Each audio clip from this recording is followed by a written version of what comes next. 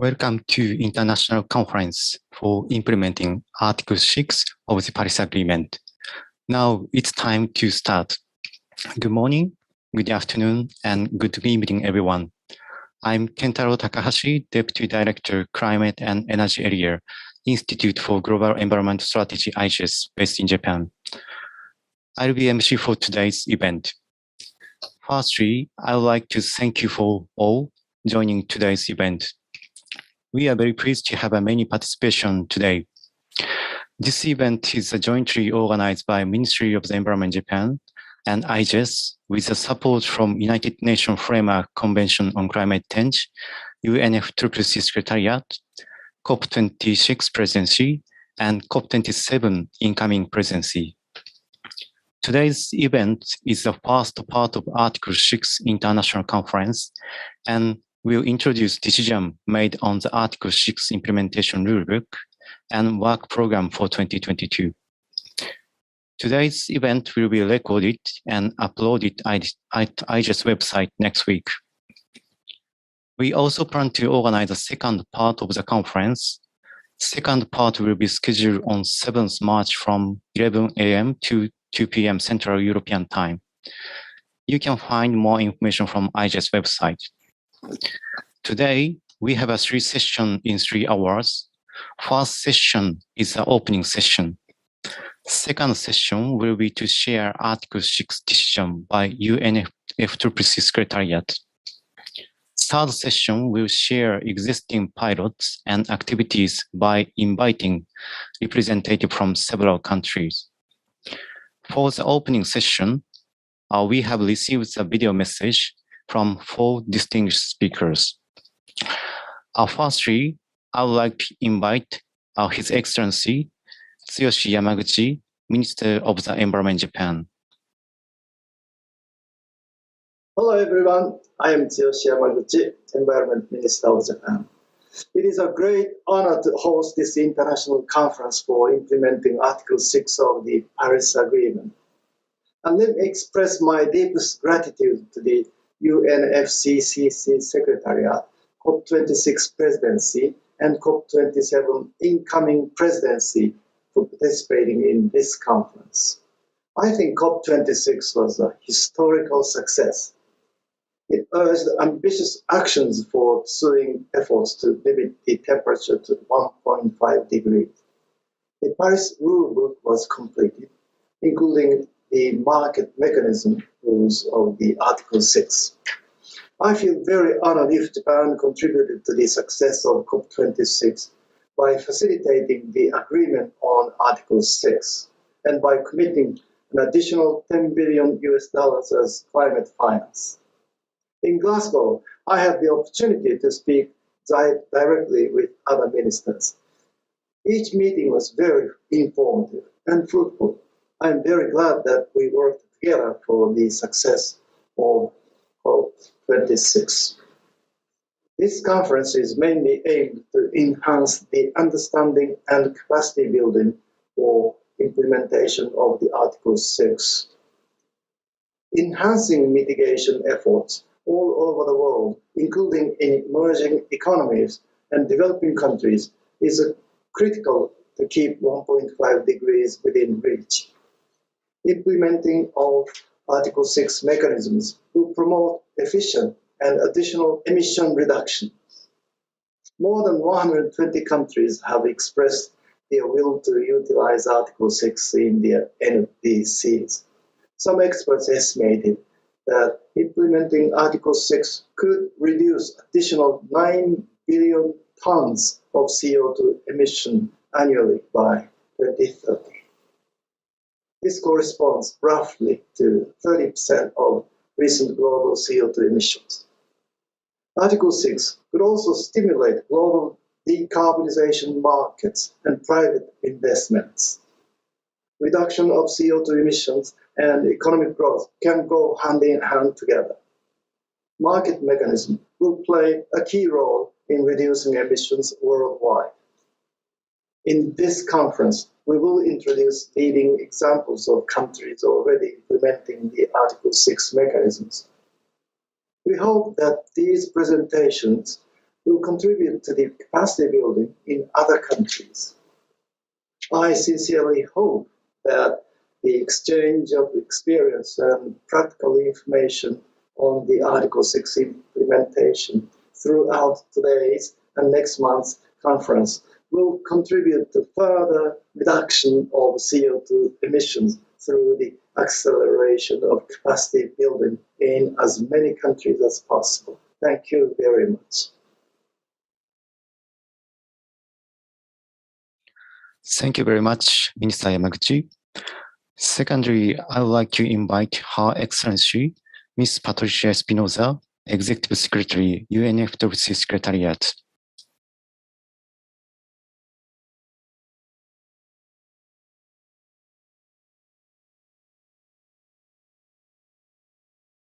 It's a pleasure to be here, and I want to begin by thanking Japan for organizing today's event. Japan has always played significant leadership role in our process, but I want to note that Japan has long been a champion on Article 6. We thank Japan for its leadership and technical expertise on this issue. Ladies and gentlemen, let's begin with COP26 and by acknowledging that while we achieved significant progress in several areas, not everyone got what they wanted. That's the nature of consensus. Nevertheless, the final package agreed multilaterally in Glasgow was the most significant progress achieved since the Paris Agreement was adopted. Parties left with clarity on work needed to reach the 1.5-degree goal.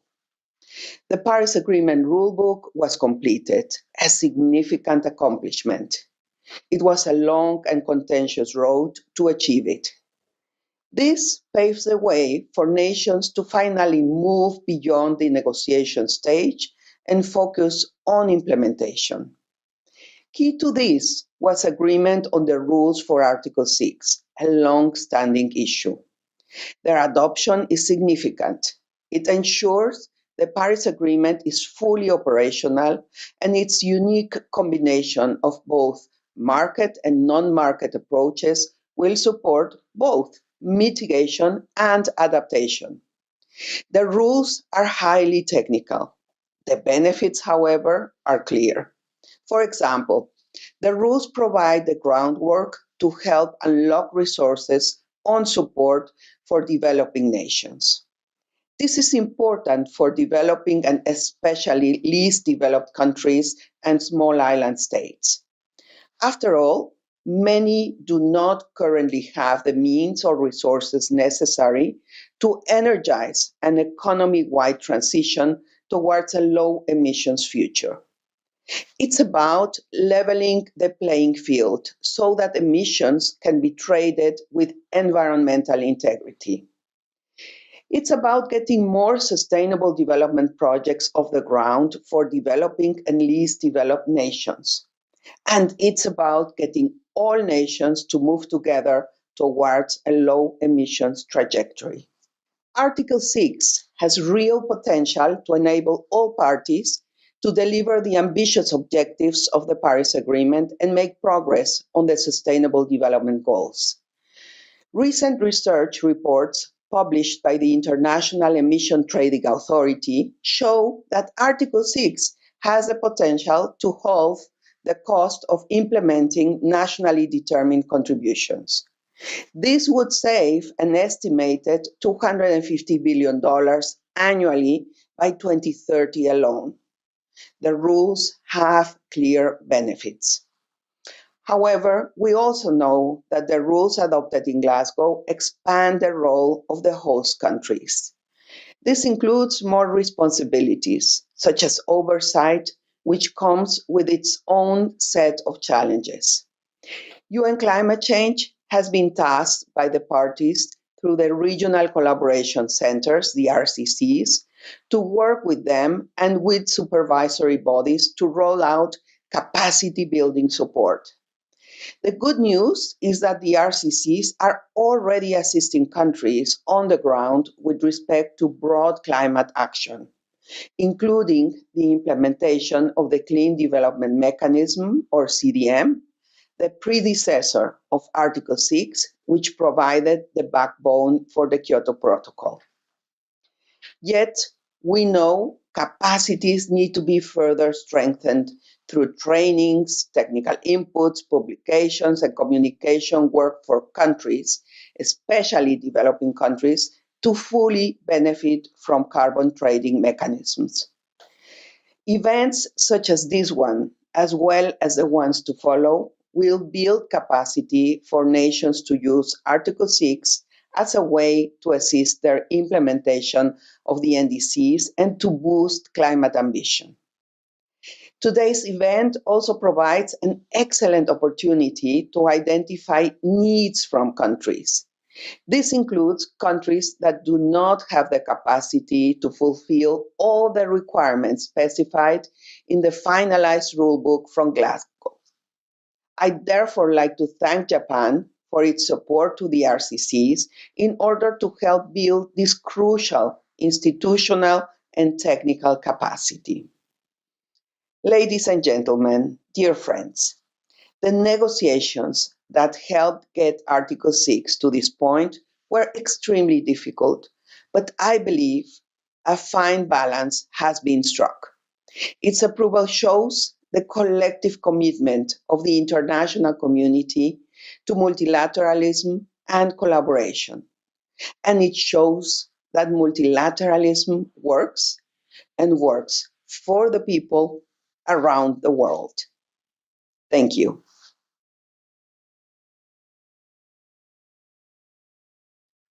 Thank you very much, Executive Secretary, Ms. Patricia Espinosa.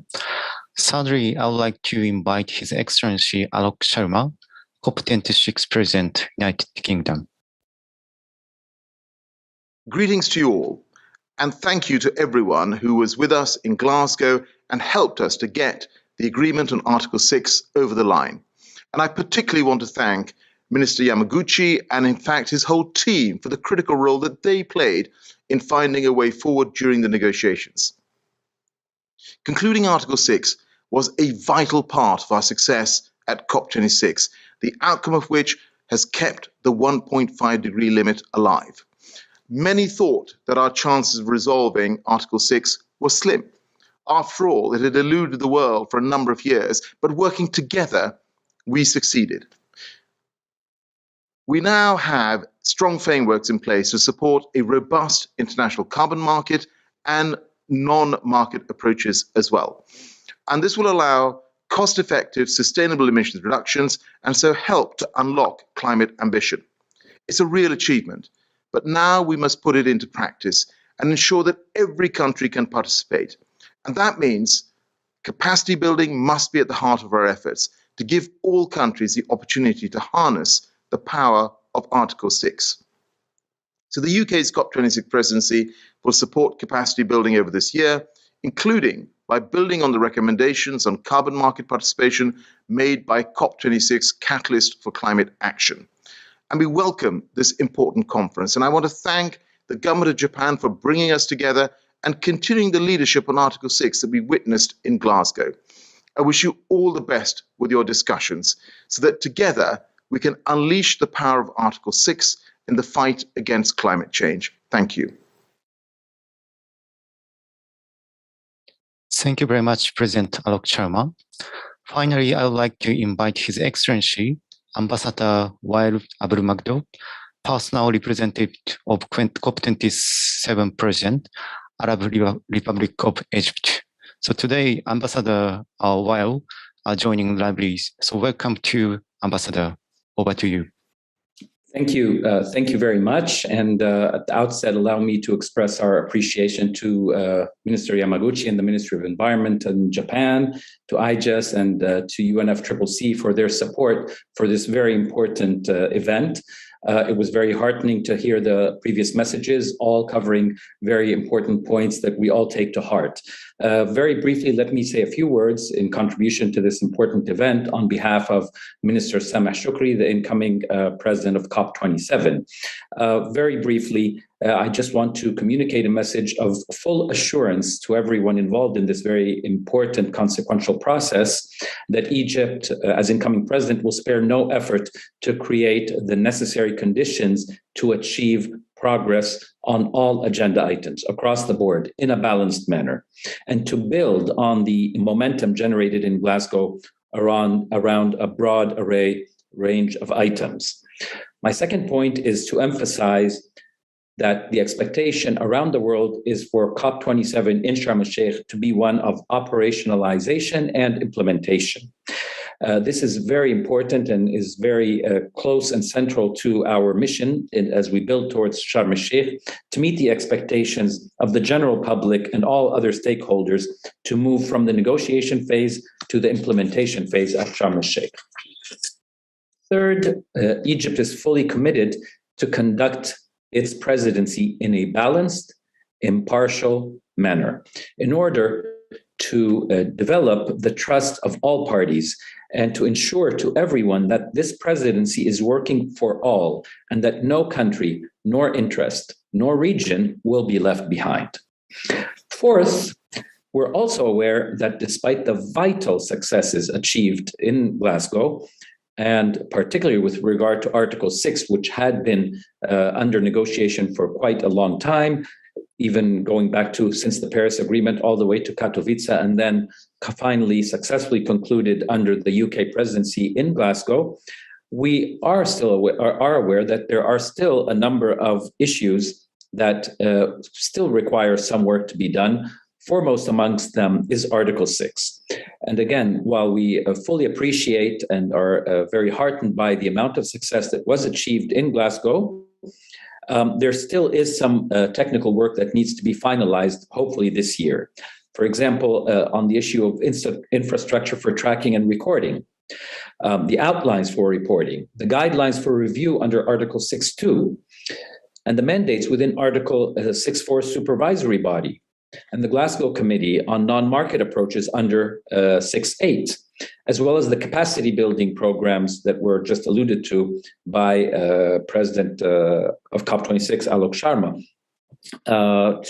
for developing countries to enhance the institutional arrangements and the technical capacities and several other issues. So my point is that while we are very heartened by the amount of success, we're equally aware of the need to put our heads together to continue building on the momentum coming out of Glasgow and to ensure that we complete the Paris Agreement work program and make it as implementable and operationalizable, if that's a word, to the extent possible. So those are our words, and I will conclude, of course, by wishing you all a very successful endeavor and for thanking you, because getting the technical work done early as possible facilitates the role of the presidency, of course, to achieve consensus by the end of the day in Sharm el-Sheikh, where we look forward definitely to welcoming you all in the near future. Thank you, and back to you. Thank you very much, Ambassador Wael Abdul Magdo. We look forward to meeting you COP27 at Sharm el-Sheikh soon. So now I'd like to move to the second session. In this session, I would like to invite Perumal Arumugam Pillai, Team Lead Program Officer, Regulatory Framework Implementation Mitigation Division, UNFCCC Secretariat. He will talk about Article 6 decision at COP26 and work program for 2022. So Perumal, over to you. Yeah, thank you. Thank you so much. Hello to everyone. Hope you all are staying safe and strong. First of all, thank you so much for the Ministry of Environment, Japan, and for organizing this event. It's a pleasure to be in this meeting along with quite a lot of August audience who are listening in to this session. So to begin with, I would start with the outcomes from Article 6. You have plenty of information related to what kind of capacity building could be provided in the subsequent session after I complete my presentation on the Article 6 decisions and work program for 2022. Next slide, please. So the structure in which that I have put forward the presentation is to give you a brief outlay. I think you would appreciate the fact that the Article 6 of the Paris Agreement, the decisions that were adopted by the parties run close to 38 pages, and I try to cover that in next 10 minutes. So it is not provide you the complete things, but what it provides and offers is a kind of an overview of the various decisions that are being taken within the Article 6. Before jumping into each of these decisions, we all know that the objective of the Article 6 is that the parties can choose to voluntarily cooperate in the implementation of their NDC, to allow for higher ambition in their mitigation and adaptation actions, and also to promote sustainable development and environmental integrity. It is a voluntary tool that is available for parties to implement their NDCs to allow for higher ambition, while at the same time promote sustainable development and environmental integrity. If we get into Article 6.2, this is where when parties use the mitigation outcomes generated in one jurisdiction being transferred internationally to another jurisdiction towards the nationally determined contributions, the decisions that were adopted in Glasgow provided a framework to ensure environmental integrity and transparency, including governance and a robust accounting to avoid double counting. So in that broad perspective, what we have achieved in Glasgow is that we have the Article 6.2 decision right now, and the first one that we would see in the document of Article 6.2 decisions is like, how does the Article 6.2 decision deal with ambition in mitigation and adaptation actions? So the decision calls for a strong encouragement to commit to contribute to the resources of the adaptation, resources for adaptation towards adaptation fund, and there is a requirement to report such contributions that are being made. In relation to the ambition, there's a strong encouragement to cancel the internationally transferred mitigation outcomes that are not counted towards any party's NDCs or for other international mitigation purposes. Then if you get into the details of the Article 6, the first detail that you would see in the guidance is about the description of what actually the ITMOs are. It provides a detailed description on them being real, verifiable, additional, measured in ton of CO2 or other non-GHG metrics consistent with the participating parties' NDCs. And then it also says in the description, what does the ITMOs are? Like if you look at the vintage, it says that these are mitigation activities that are occurring after 1st January 2021. It also says that ITMO needs to be, if a mitigation outcome needs to be transferred internationally and used for NDC or for other mitigation purposes, then it needs to be authorized. And also it says the Article 6.4 units, when they are transferred internationally, they would be referred as ITMOs. Then the guidance give you a guidance on the trigger for undertaking the corresponding adjustments later. It defines what a first transfer is. So a first transfer is authorized for NDC, which is the first international transfer of the mitigation outcome, or a first transfer is authorized for other international mitigation purposes, which are like authorization or issuance or use or cancellation of the mitigation outcome specified by that party. Then the focus that we are going to look at later in the day from the other speakers are about the capacity building in relation to institutional infrastructure. So the Article 6.2 guidance has provided a detailed participation responsibilities where parties could engage in Article 6. So there are some general provisions like it has to be a party to the Paris Agreement. It has submitted the National Inventory Report, NDCs and LETs as applicable. It provides the responsibilities for the host parties to arrange for, authorize, and track the internationally transferred mitigation outcomes. So in the previous times, in the previous Kyoto Protocol regime, like you would have two separate sets of participation responsibilities between the parties based on how they have been classified.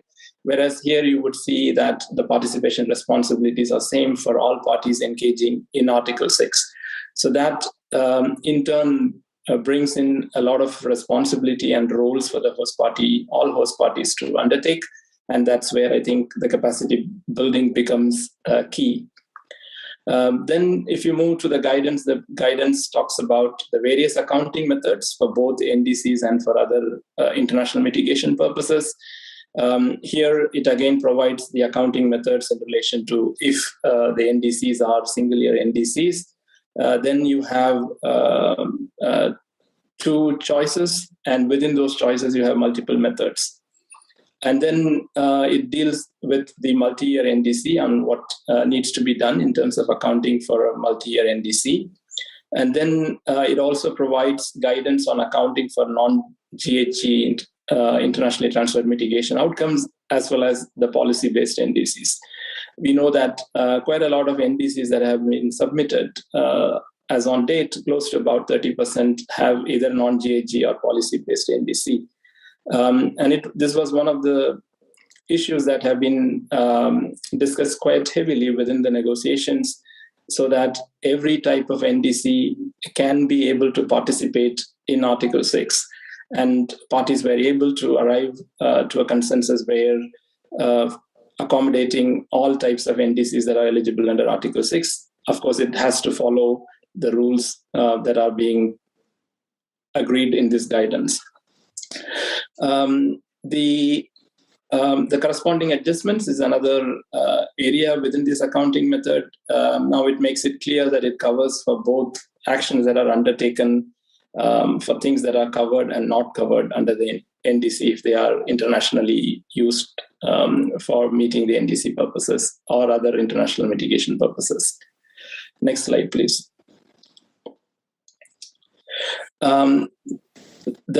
This part also, after if you go through the accounting methods, it provides safeguards and limits, wherein it provides key principles like the Article 6 voluntary cooperation shall not lead to a net increase in emissions within and between the NDC implementation periods. It has to ensure the TAC principles in the progress in implementation and achievement of its NDC. Then quite a lot of details you will find in relation to the reporting on what needs to be reported, how it needs to be reported, and when it needs to be reported. Then within the reporting framework, you would find three stages of reporting: the initial report, annual report, and the regular information. So herein again, it sets the timeline in which that it needs to be reported. So once the information is being reported, then comes the review process, so that the document deals into the review process and provides who undertakes the review, what is being reviewed, when that review would be undertaken, and how such expert review process would be carried over, has been detailed in the next part of the decision. So here, like it says, it can be desk or centralized review. And then once the Article 6 expert review completes its review, the destination to which that it will forward is also clearly mentioned in the decision, which is for the consideration by the technical expert review that will be undertaking under the Article 13. And then quite a lot of details in the decision also leads to the infrastructure to record and track to provide the necessary transparency to ensure, if you remember in the beginning of 6.2, I said you need to ensure that there is no double counting, and it also transparently says that this accounting take care of all environmental integrity concerns. So in order to ensure that transparency becomes the key, and in order to reach the transparency requirements, you need to have an infrastructure that could record and track. Herein you would find three terminologies: one on international registry, an Article 6 database, and the CARP. The international registries tells you what information to record, who can open an account in such registry. It also specifies who operates it and where it parts with. So the international registry parts with the CARP. Then you have the details on Article 6 database within the decision, which says the function of what the database has to do is to record and compile the information submitted. It says who operates them and where it integrates with. The integration is with the CARP. And then the CARP, the function of the CARP is to provide transparency and to support review. And also the decision says that who manages them and what information are being published. And there's a requirement for the annual report, the Secretariat to prepare an annual report. So this is, in a nutshell, without much into the technical details, the Article 6.2 decisions adopted in Glasgow basically elaborates in the chapters following this 9 broad categories. The next slide, please. In this slide, I would touch upon the Article 6.4 decisions. So we know that an Article 6.4 is a mechanism to contribute to the mitigation of greenhouse gas emissions while supporting sustainable development, operated centrally within the UNFCCC framework. So herein that in the slides, you could see that there are various operational decisions being taken within the Articles 6 rules, modalities, and procedures. It establishes a supervisory body with 24 members, with 12 members and 12 alternates. And it also provides information related to the functions that the supervisory body has to undertake, and also the rules of procedures. Similar to Article 6.2, where I mentioned that the capacity building aspect becomes very prominent, is again when we speak in terms of the institutional architecture, the issue related to participation responsibilities again become key aspects. So again, here in 6.4 decisions, there's an elaborated details on the participation responsibilities, and an institution needs to be carried out in the host countries, calling as designated national authority.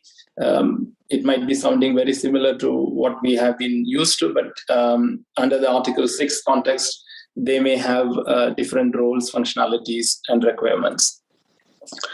And then the role for host parties has also been expanded compared to what we are used to before.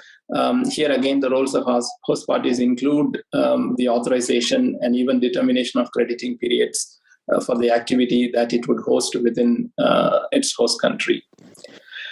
Then the decisions gets into greater detail on the project activity cycle. It takes a significant volume in the decisions, which specifies what kind of baseline approaches, starting from the principles that needs to be used to develop baseline, the approaches to estimate the emission reductions using those principles, and then how do you demonstrate additionality, has been mentioned within the project activity cycle. And then the project activity cycle includes quite well-versed terms for people who are in market now. The aspects related to validation, who undertakes the validation, the designated operational entity, then the registration, monitoring, issuance. And a new process that in contrast to what we had before that was introduced in the decision is in relation to the grievance process in case of grievance related to the decision made by the supervisory body. In respect to accounting for Article 6.4 emission reductions, whoever is listening here was very well aware, and I think Ambassador Weil has also said that it took a long time, or 6 years, to conclude the Article 6, and we also heard from the initial August guests like the ministers and the ES and the COP president of 26, that the Article 6 decisions as very much are technical. And it took a long time because one of the critical issues within the Article 6 was how to account for Article 6 for emission reductions. and parties were able to arrive at consensus in Glasgow. And what they have decided is that the host party can authorize the Article 6.4 units, in which case they would be called as ITMOs, like which I specified earlier in the description of the ITMO. What an ITMO is, you listened that when an Article 6.4 unit is transferred internationally, it becomes an ITMO. And when it is transferred, a party will have to do a corresponding adjustment. And then the host party can authorize them for multiple uses. The uses are like use towards the NDC, use towards international mitigation purposes, like, for example, the CORSIA, which again you would hear later from Molly in the session, and for other purposes that it specifies. And these 6.4 emission reductions will be identified in a certain way. But there can also be a non-authorized Article 6.4 units could be generated within the mechanism, but they cannot be used for the above purposes, but may have other value use or differently identified.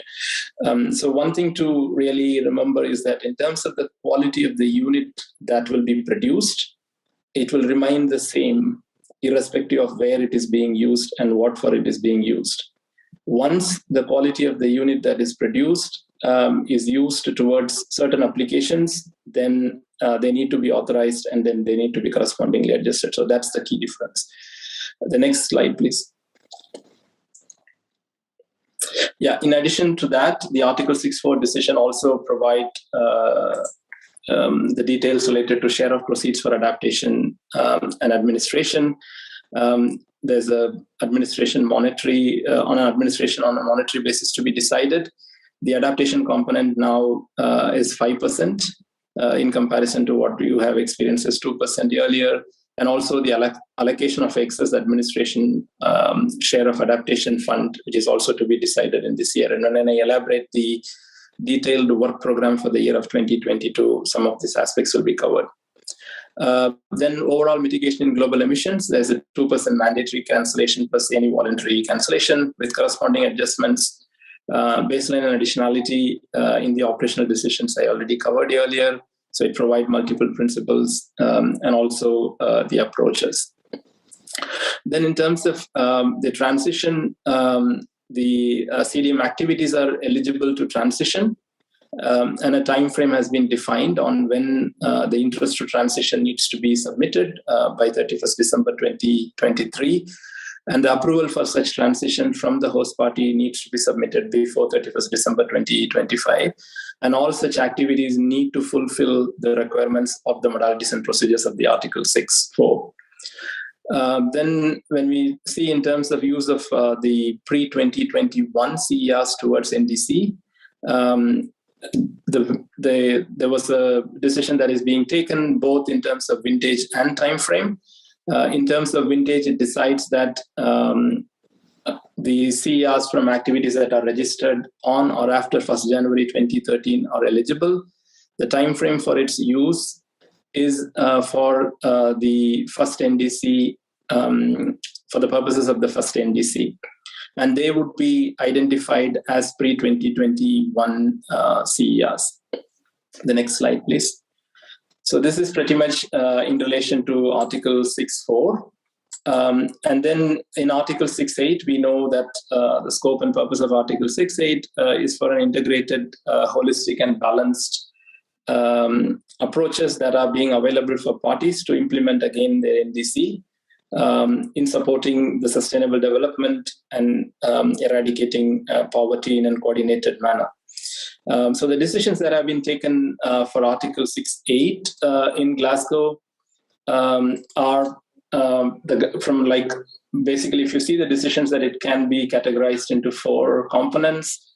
When it comes to governance, the decision for committee on non-market-based approach, and they will be convened and guided by the SASTA chair, and which will operate in session.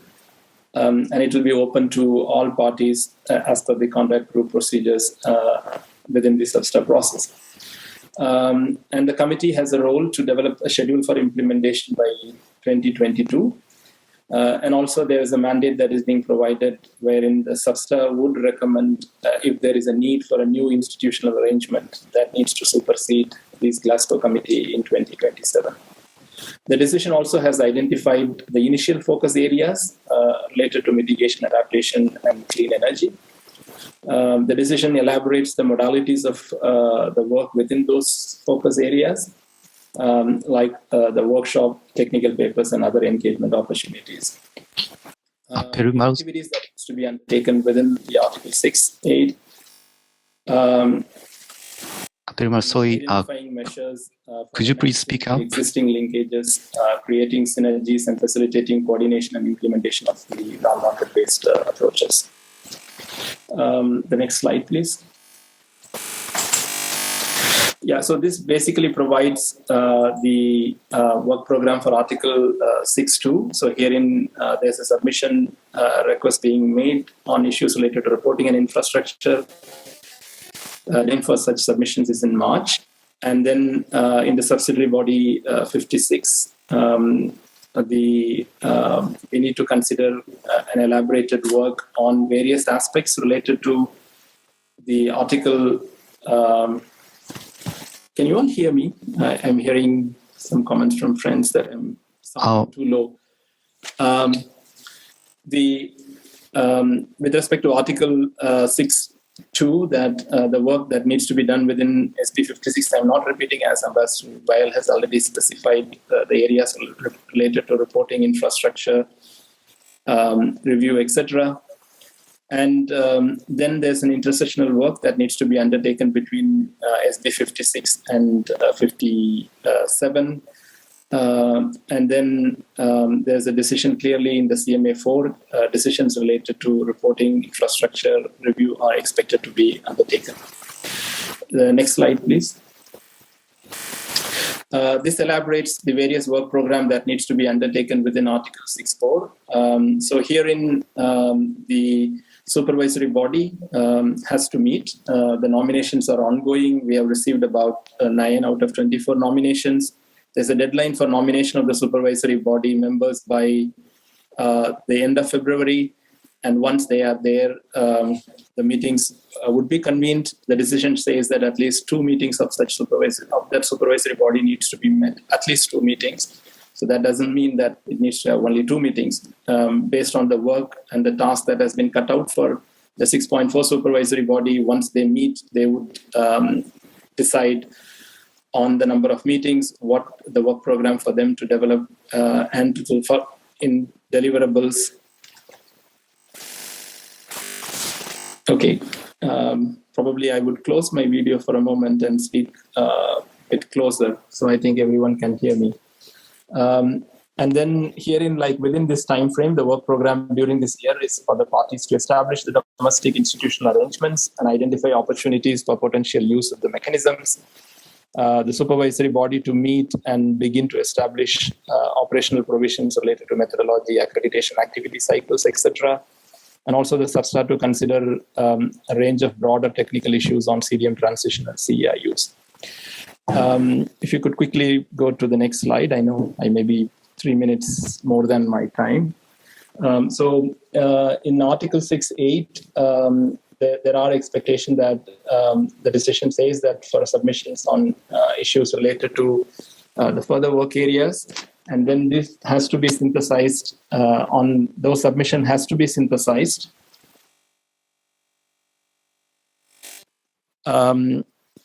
Is it audible now? I've switched off the video and got very closer to my mic. I hope you could hear me. Yes, I can hear you. Yeah. So the workshop areas have been identified within Article 6.8, which will be conducted in session. They are on development and implementation tools for recording and exchanging information with NMAs, and also to identify and share information and best practice lessons and case studies in relation to the development and implementation of the non-market-based approaches. And then there has to be a report needs to be prepared, as well as the progress and outcomes of the work program before the SB 57, and the Glasgow Committee second meeting would be convened in the CMA4. Then to the last slide. which might create a clear base for the future session. So there were also clear decisions within Article 6.2 and 6.4 related to capacity building.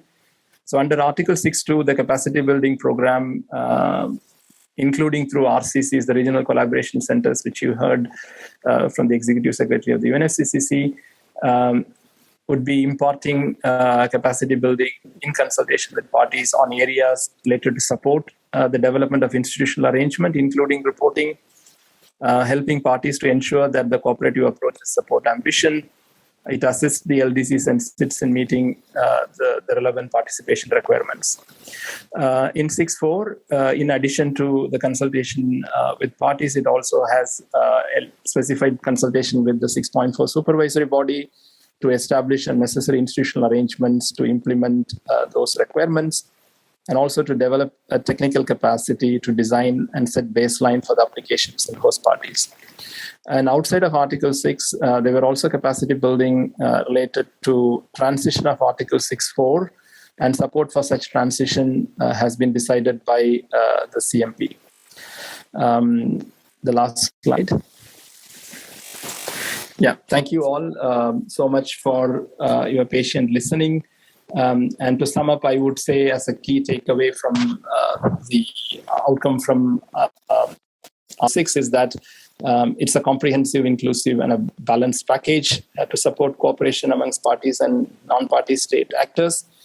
And now it's time for implementation and assistance that needs to be done within the countries to deploy Article 6. Thank you. Back to you. Perumal, thank you very much for your comprehensive presentation. Your presentation very summarized the Article 6 decision, and I hope everyone can recall what COP26 decided in Glasgow. So thank you very much, Perumal. From now on, we will move to the third session. This session will discuss the development of institutional arrangement and capacity building needs. This session will be moderated by Kazuhisa Koakutsu, Director of International Negotiations, Market Mechanism Office, Ministry of the Environment, Japan. Mr. Koakutsu, over to you.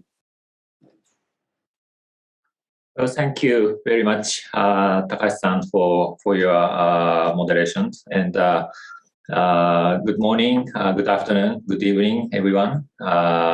And also welcome to this international conference for implementing Article 6.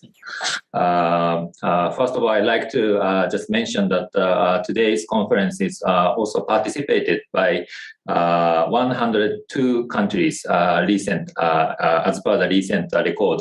So we are very much happy to see quite a lot of parties interested in the implementation of Article 6, as well as participating Article 6 to enhance the ambitions and also the operation of this Article 6. And also this today's conference is online and also showed in the YouTube channel, so everybody can see, and we are hearing that many private sectors are interested in the engaging Article 6. So we try to be open and inclusive as much as we could.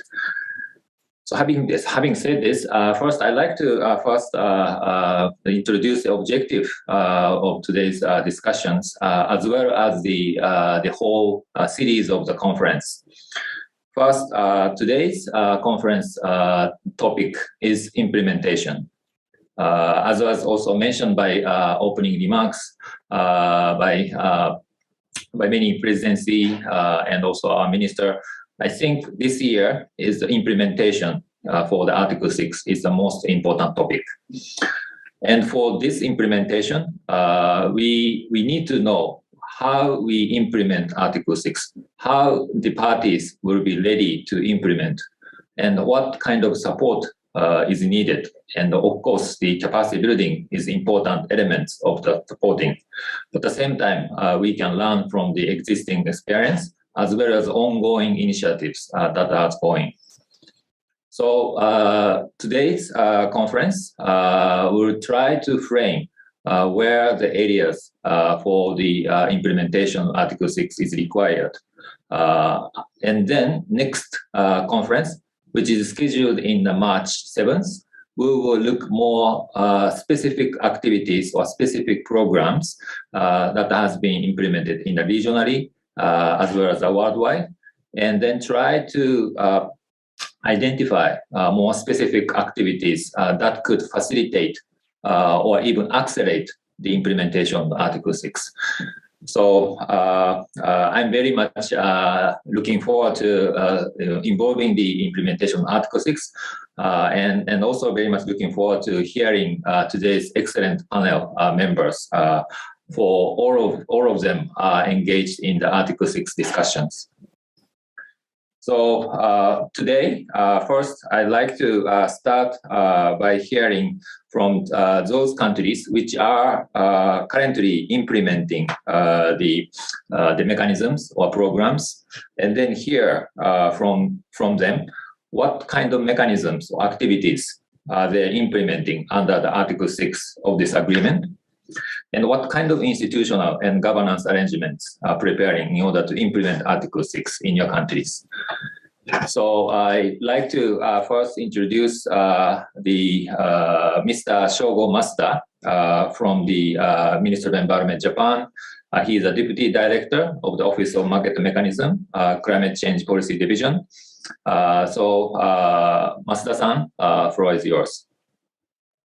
Thank you, Carl-san. Can you hear me?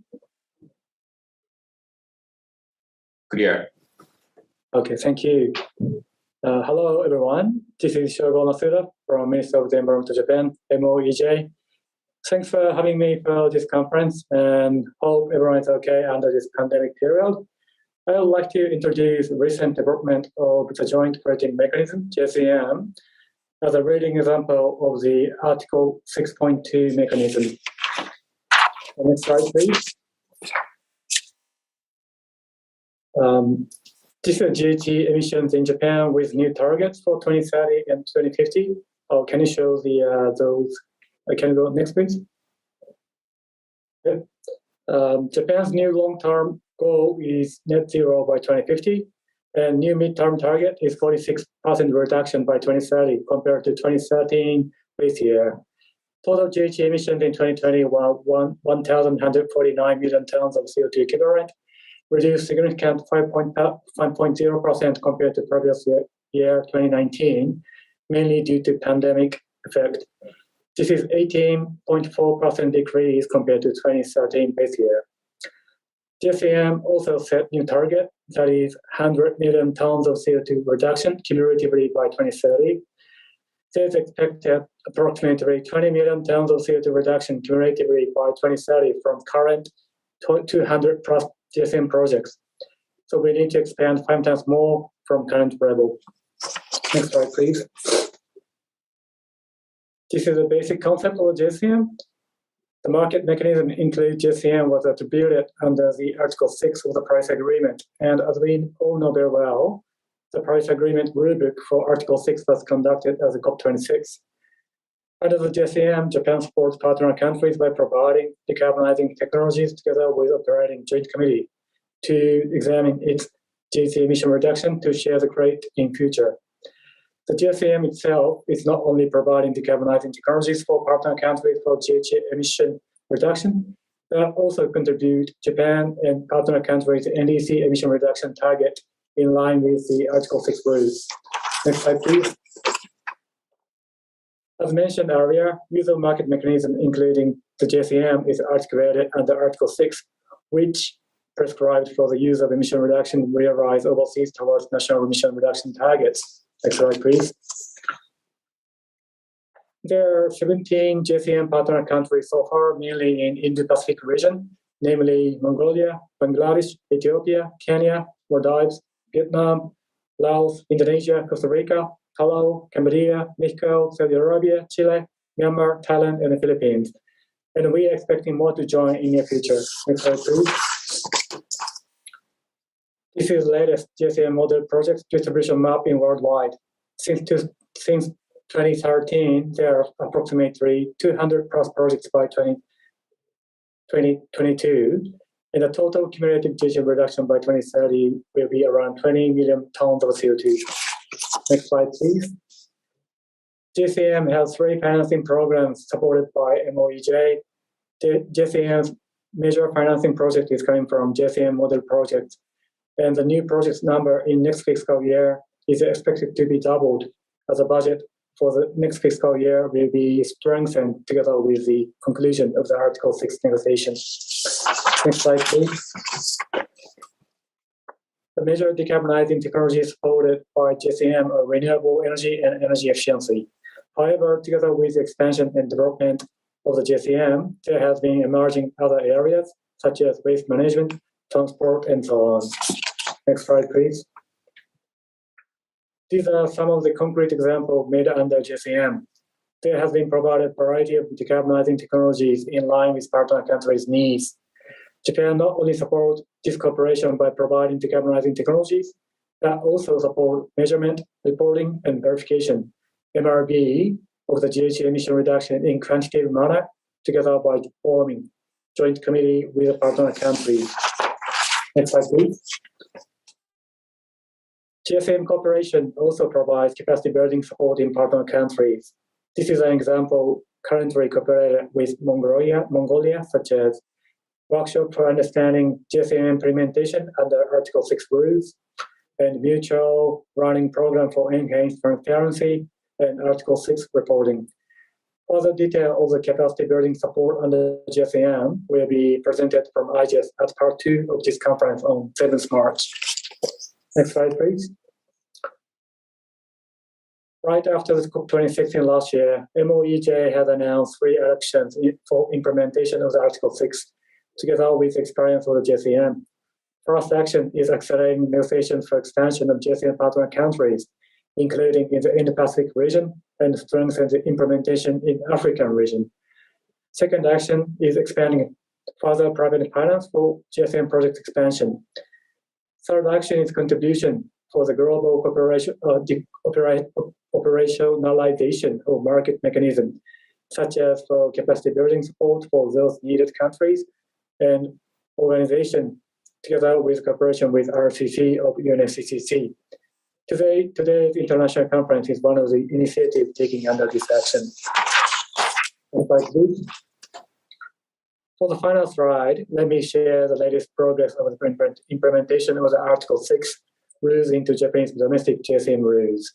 In this January, there was established JCM Promotion and Utilization Council, which is consisted from relevant ministries. This council's main duties are authorization of JCM credit and applying corresponding adjustment. Those draft documents for authorization of JCM credit and applying a corresponding adjustment are currently under public consultation process by March. Next slide, please.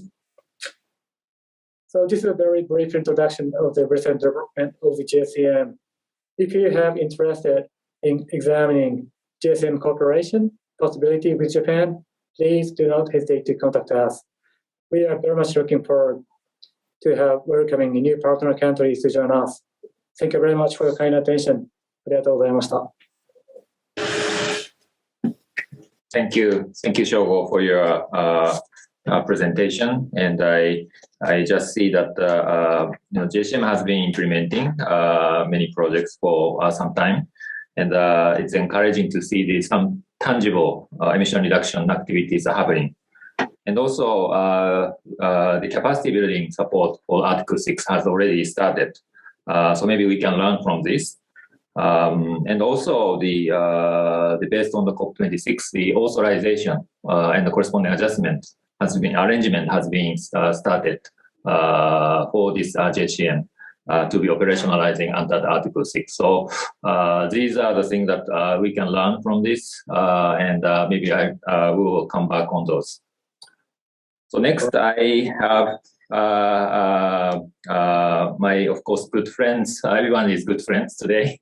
For Mr. Simon Fermar from Switzerland. And we all know that Switzerland is also engaging quite actively for the discussion on Article 6, as well as the really started implementing the mechanisms, on the bilateral mechanisms.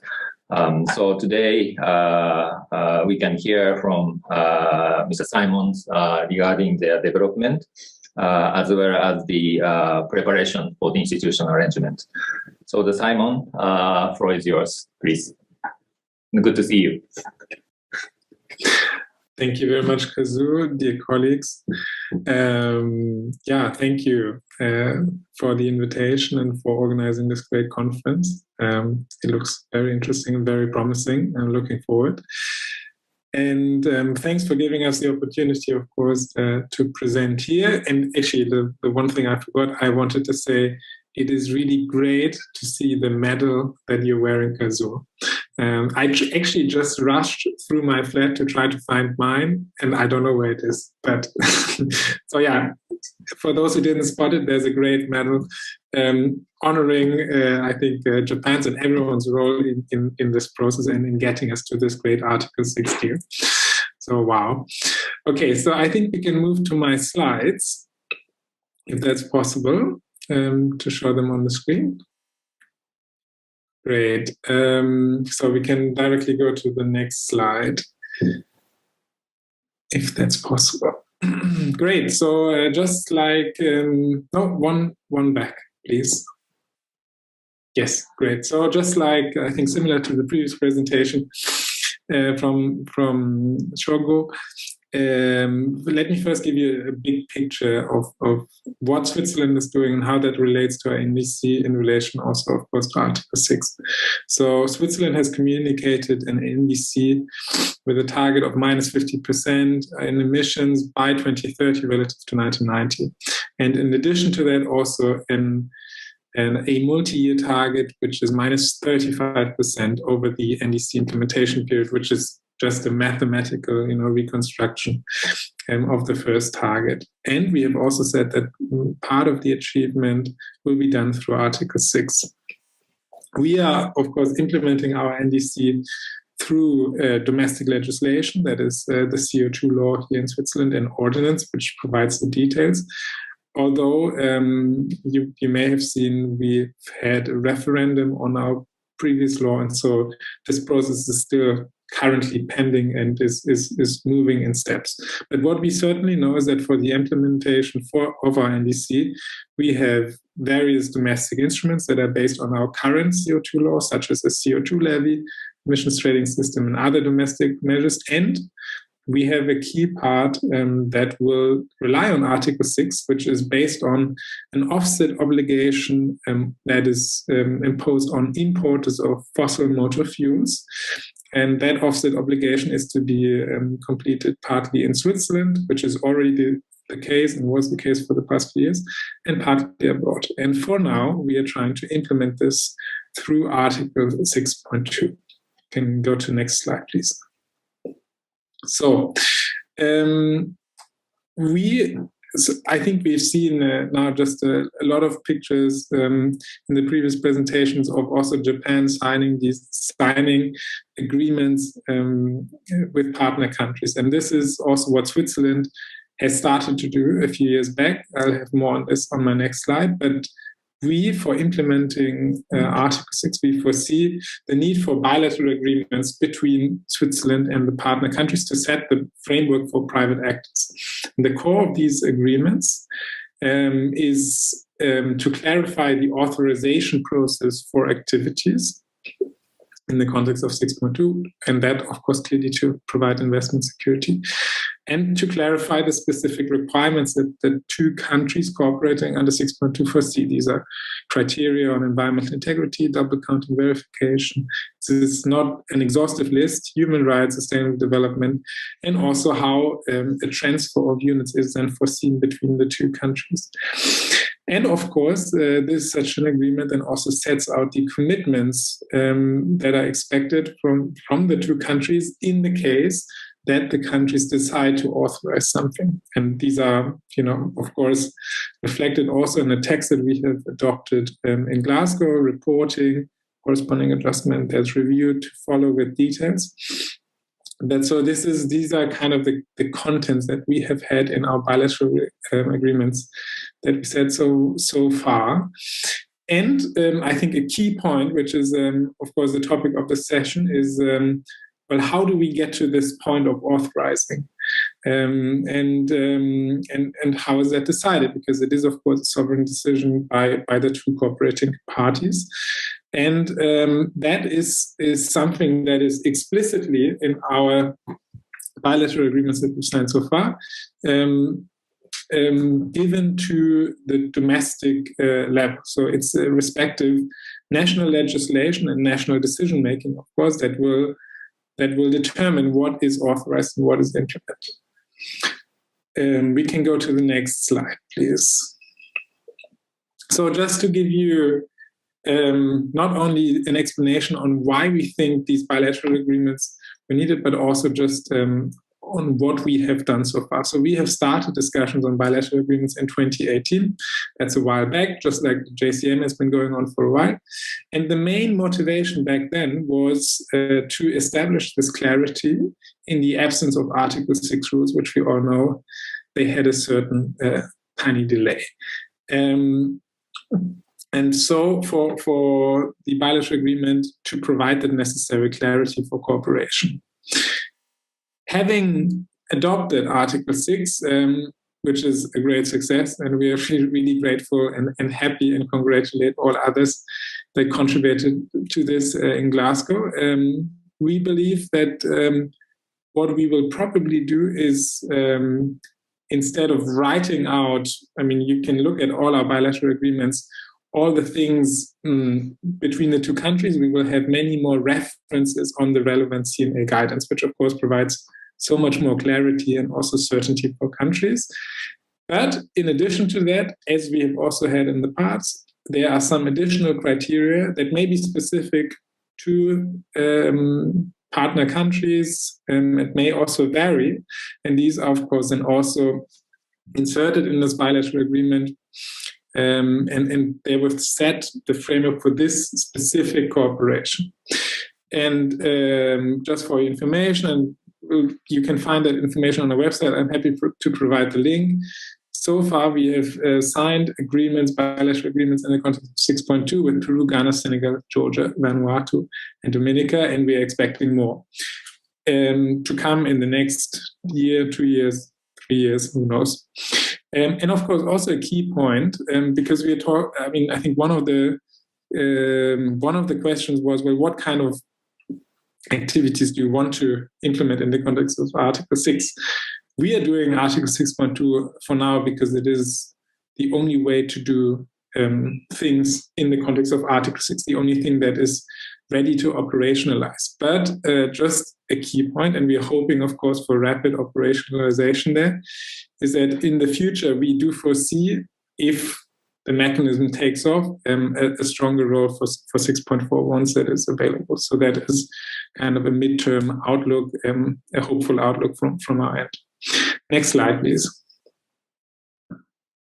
Great. So I think it already became apparent in my previous slides, but for the implementation of Article 6, there is not just a need for a bilateral agreement or actually even a need for CMA guidance that we have now adopted.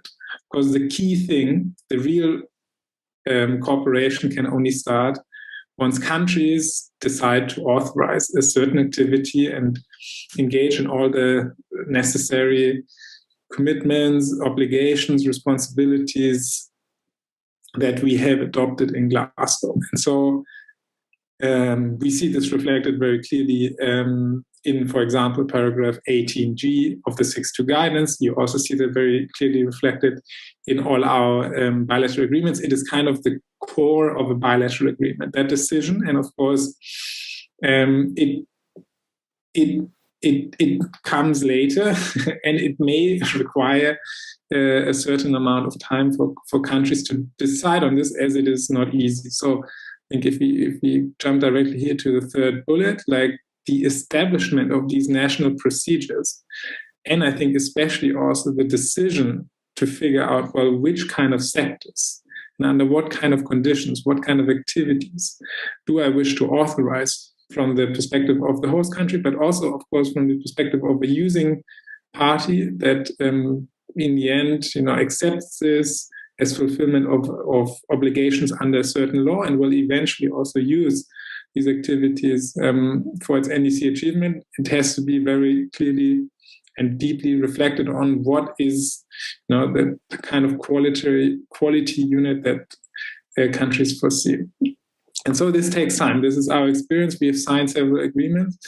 We are not shy to say that we have not yet, in contrast to Japan, where I think we saw many different activities in different sectors, we have not yet officially authorized one activity. We will foresee that to come soon, but it is understandable that this, in the context of Paris, in the context of Article 6, it takes time. And maybe just one note, because I think there's also different approaches to how that authorization is done. In the context of our bilateral agreements, we foresee these authorizations to come in unilaterally from parties. So we have not set up any joint committees. I think that's another way to do it. But in our case, in a sense, and I think, the Article 6 guidance doesn't really specify it, how it should be done exactly. I think it makes sense to leave that a bit open.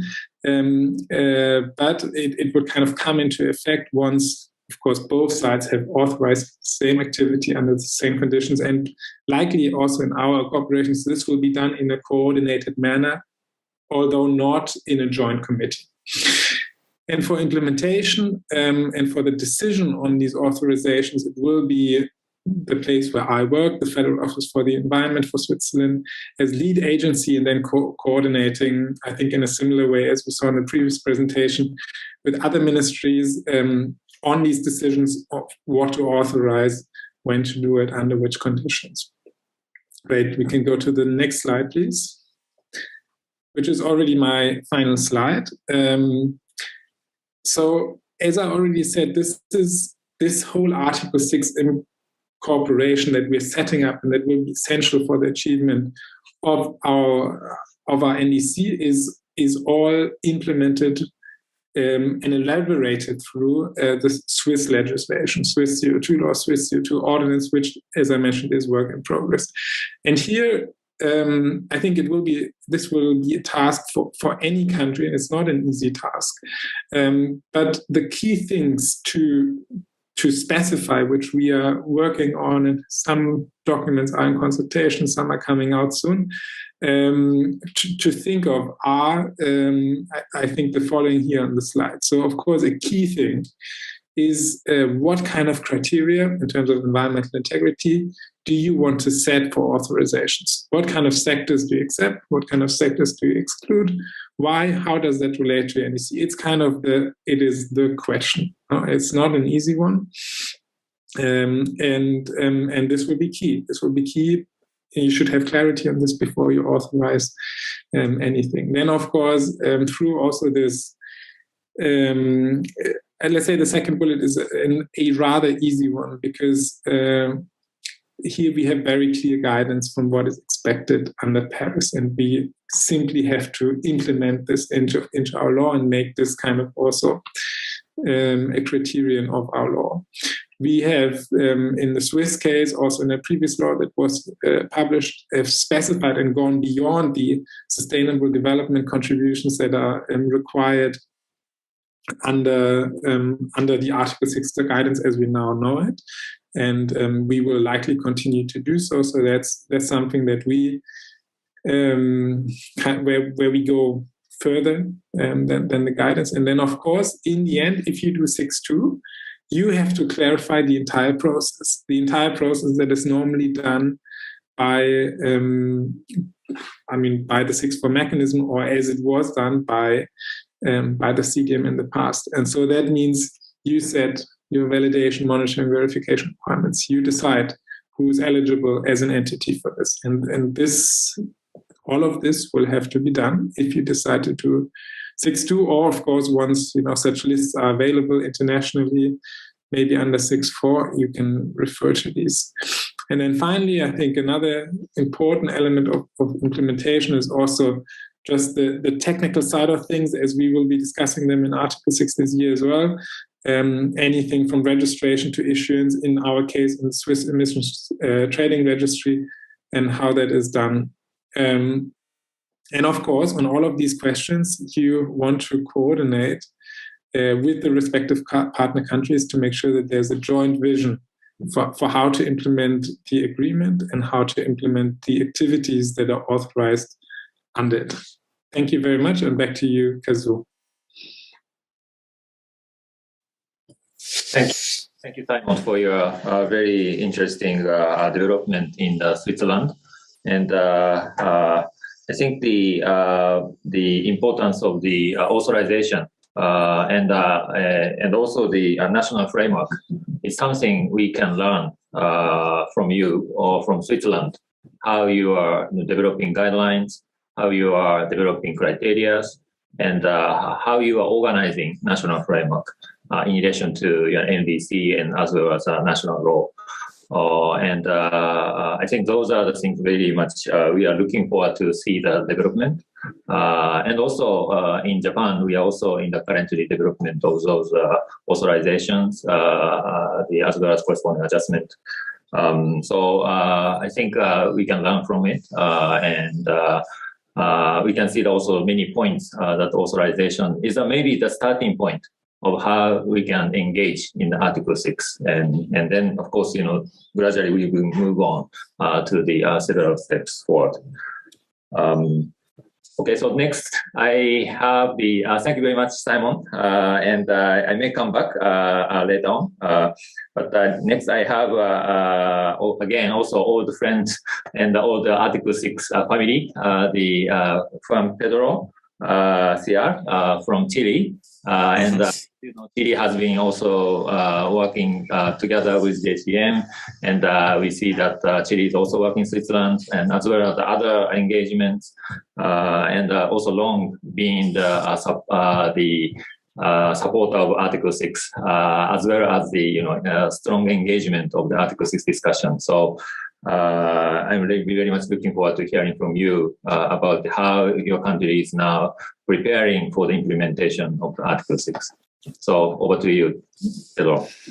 Thank you, Katsu. Thank you very much to the government of Japan for inviting me. Very happy to be here, to see old friends, to see you, Katsu, Simon, and others. So I'm gonna share my screen if I can.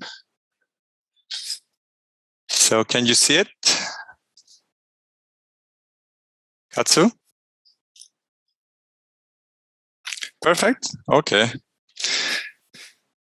So I'm gonna start, Katsu, by describing very briefly the agenda for this presentation. I'm just gonna give you first a context for Article 6 implementation in Chile. Then I will try to briefly describe some of the activities that we are engaged in and the institutional arrangement, I would say, in a very preliminary stage for the potential use of Article 6.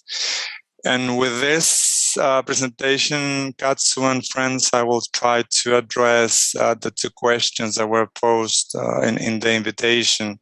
What type of, kind of mechanisms or activities are we implementing or considering to implement under Article 6, and then the arrangement and the policy instrument that will facilitate Article 6 implementation. So going quickly to the context, given that I represent the Ministry of Energy, I like to show this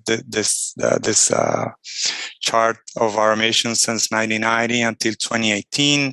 As you can see there, they're growing, steadily from 1990 onwards, and the energy sector is in red there.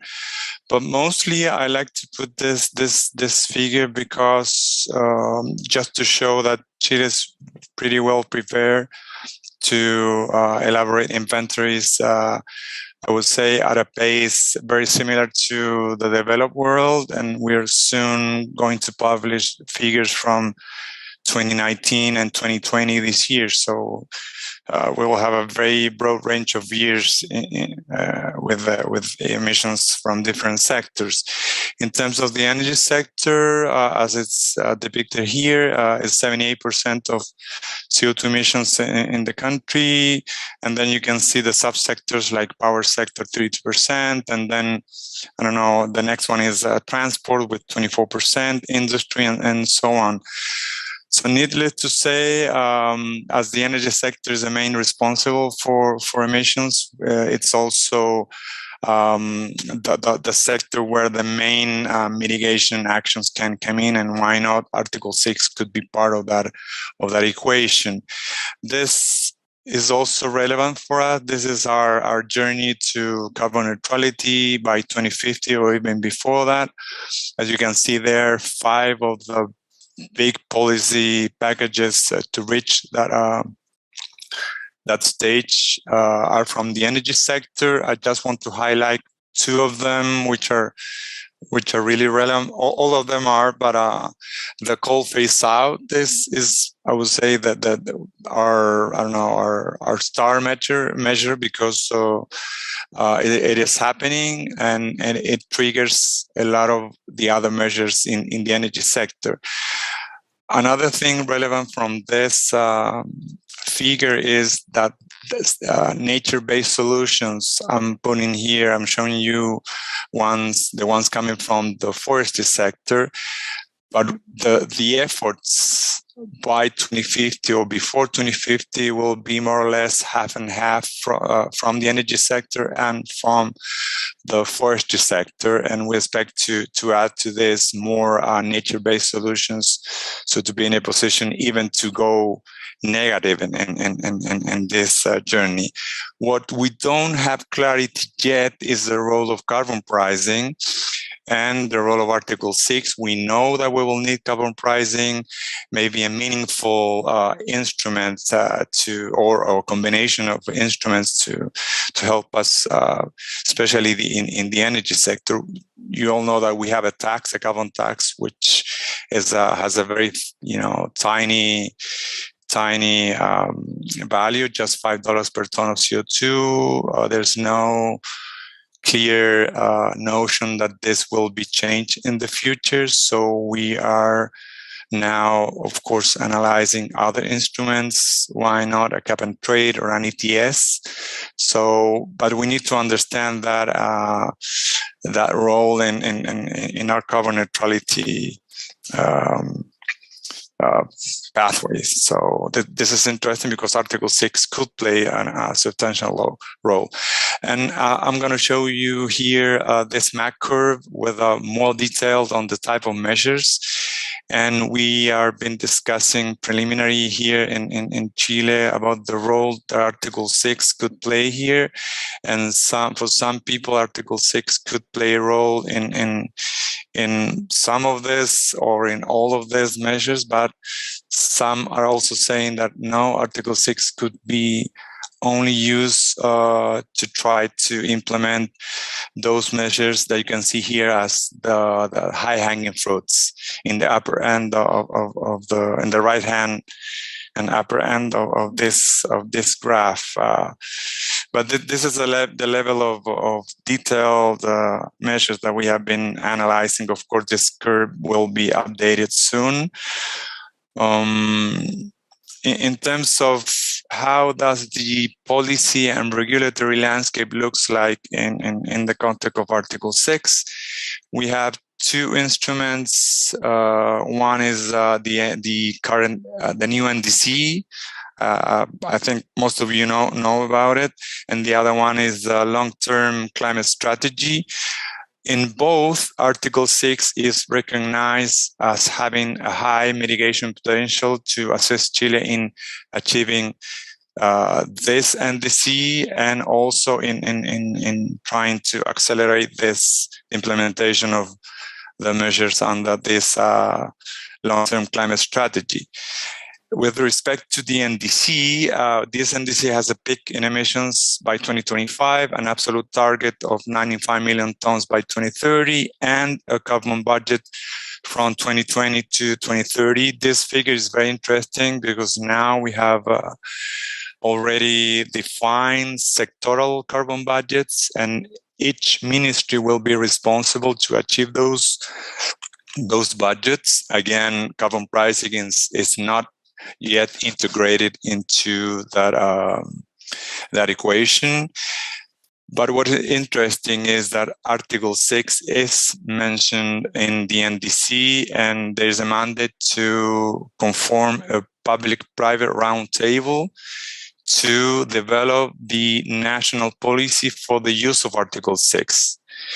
Neither of these two instances are in place yet, but we are progressing in that regard, and I'm going to refer to that later.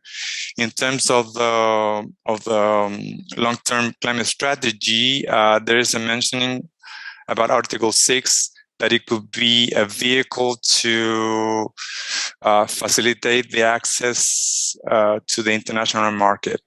So that's interesting because these are two very relevant policy instruments and are updated already. In terms of the energy sector, we have updated our national energy policy. There's a draft, a very advanced draft already submitted for public consultation.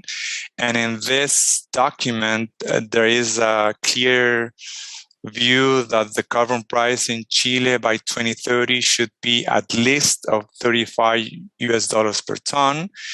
And by 2040, it should be somewhere around $80 per ton. There's no indication of the type of instrument that should help us in achieving those carbon prices, but this is clearly a huge deviation from our current carbon pricing figures. In another instrument, which is called, the acronym is SPELP, which stands in English for Long-Term Energy Planning. This is something that is that is by law, and it needs to be updated every 5 years. This is done by the Ministry of Energy. And in this process now, the recent update of these scenarios, carbon pricing was included. So this means that in the future iteration of this instrument, of this tool, carbon pricing will be part and will have to be part of the analysis. And the last one that I want to mention on the policy landscape is the climate change bill, which is still in Congress in its final stage. It has a carbon neutrality goal, and of course the long-term climate strategy, which is already published. It mentioned the carbon budgets, and it also established emission limits in terms of CO2 equivalent and also black carbon. In order to comply with those limits, those regulated entities will have the chance of go beyond in their achievement of the limits, so they can sell those surpluses to others. And there's also an offsetting system depicted there, and Article 6 will be allowed to be used, but the government of Chile will have to develop like a bylaw or a special regulation following the recently approved rules in Glasgow. So of course, as a cross-cutting issue, we have the rules in place. We are part of the Paris Agreement, so that's also part of our regulatory framework. So in terms of activities, we have done 3 recent studies with the support of the GIZ. These are all available in GIZ's site. So the first one to the left is that we studied some strategies on how to avoid overselling of ITMOs, because our main concern is that given that we have an NDC to achieve, we also want to be part of the market, but we don't want to jeopardize the achievement of the NDC. So that's why we're trying to understand what are the pros and cons of participating without having, clearly understood the implications of using Article 6. The second one is called Pathways for Interregional Collaboration Towards a Joint Implementation of Article 6, which is nothing more than a club, a regional club for Latin America. That's the kind of the hidden name of the hidden purpose of this study, which is very interesting in terms of because we try to give a regional look to the implementation of Article 6. And the third one is a very concrete and specific one in terms of trying to develop pilot ideas for Article 6 to promote green hydrogen in the steel and cement and mining industries. And why these three sectors? This is because with the GIZ, we've done like 2 or 3 previous analysis on those sectors that were known or are known as hard to abate. And so we try to first to analyze how hard these sectors are to abate, how expensive would be the transition of this sector to low carbon future for them. And Article 6 could be a tool, and the results are very interesting, not for all of the 3 sectors, but for some of them could play a nice role, I will say. In terms of concrete bilateral activities, as you know, we're members of the Climate Warehouse and the Carbon Market Club of the World Bank. These are 2 distinctive, but complementary initiatives. We're very happy to be part of this too, because they are providing a lot of capacity building in I would say in 2 ways. One, in terms of the infrastructure needed, including all the IT things that we have to look before having a registry or before trying to link different systems. And the other one, in terms of putting on the table a lot of documents, especially those on policy arrangement, I would say, or decision making or governance, which are of real, really useful for the members. At least for Chile, has been very useful to be part of it. In terms of pilots, we engaged, this was like 4 or 5 years ago with indirectly with the Swedish government through a think tank, CCAP, the Center for Clean Air Policy. And we went really deep into analyzing a virtual ITMO pilot on renewable energy. So we went so far and tried to even include some definitions that were not clear and still not clear in our country in terms of, what means, or how should renewable energy be seen as firm and flexible. We even calculated the crediting threshold for this type of project. We quantify the emission reductions of a bulk of renewable energy projects and the duration of the crediting period. So it was a very interesting exercise. With Switzerland, we have been engaging with them for very far, I would say, very from long ago. Sorry, it's very early in Santiago, so I might be not using right some of the words in English. But in terms of the exchange, it has also been very useful. We have been trying to discuss what are the things that should be included in an agreement. Same thing with the climate teams. The climate teams has recently finished a study that in which Chile was included, and they came out with interesting figures of how positive could be the selling of ITMOs in terms of resources for the Chilean economy, And if I'm not wrong, this study will be published very soon. I don't know how accessible will be, but this is all the interaction so far with the climate teams that is promoted by the Environmental Defense Fund.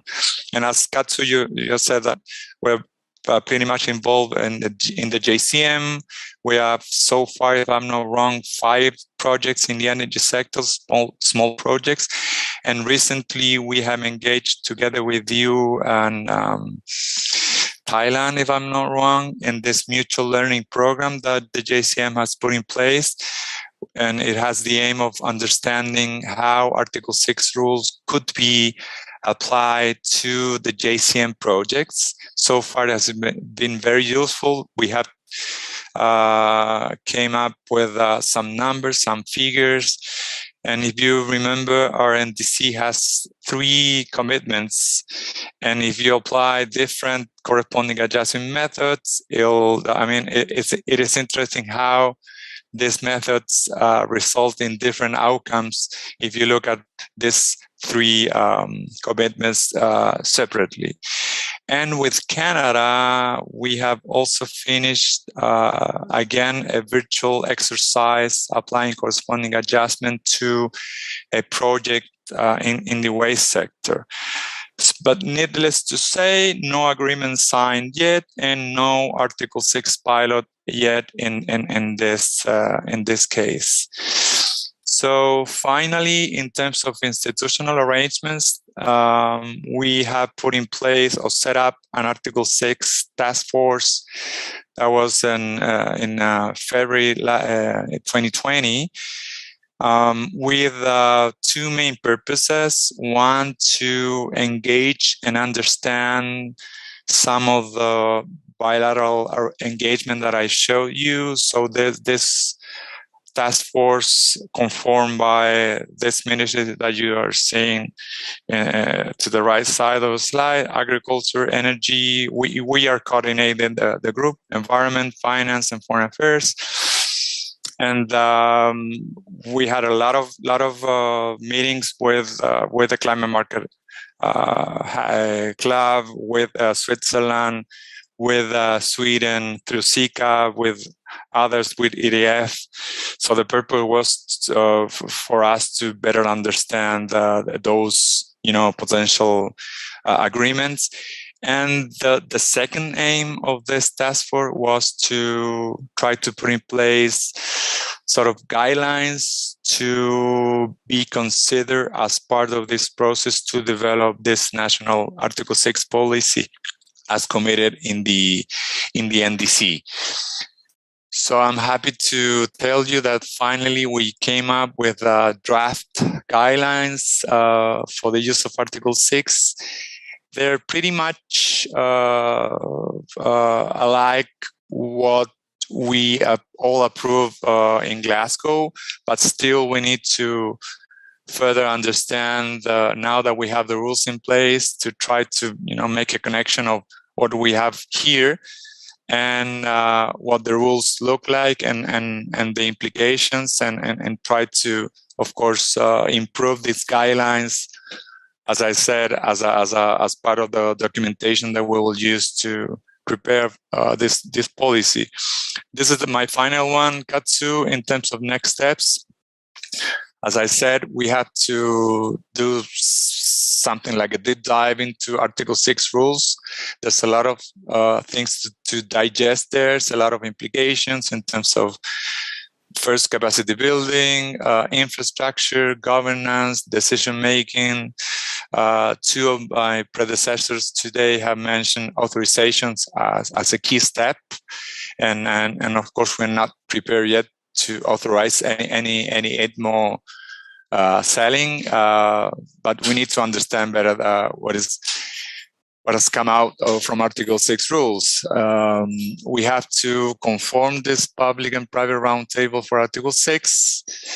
and to prepare then the policy, of course, continue this engagement that I show you. And we're also in preliminary discussions with other countries in terms of putting in place a bilateral agreement, and not just with developed countries, but also with some developing countries, which is interesting because it could spur South cooperation on these matters, and design and eventually design and implement Article 6 pilots.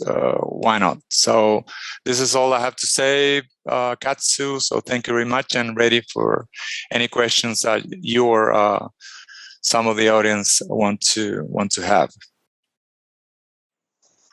Thank you, Pedro. So I'm gonna stop sharing.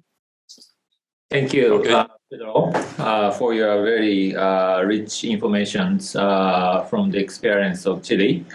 Especially, I was very much impressed by all the policy and regulatory landscape that you have prepared for the implementation of the Article 6. And Article 6 will be all the part of your NDC, or your part of the policy framework.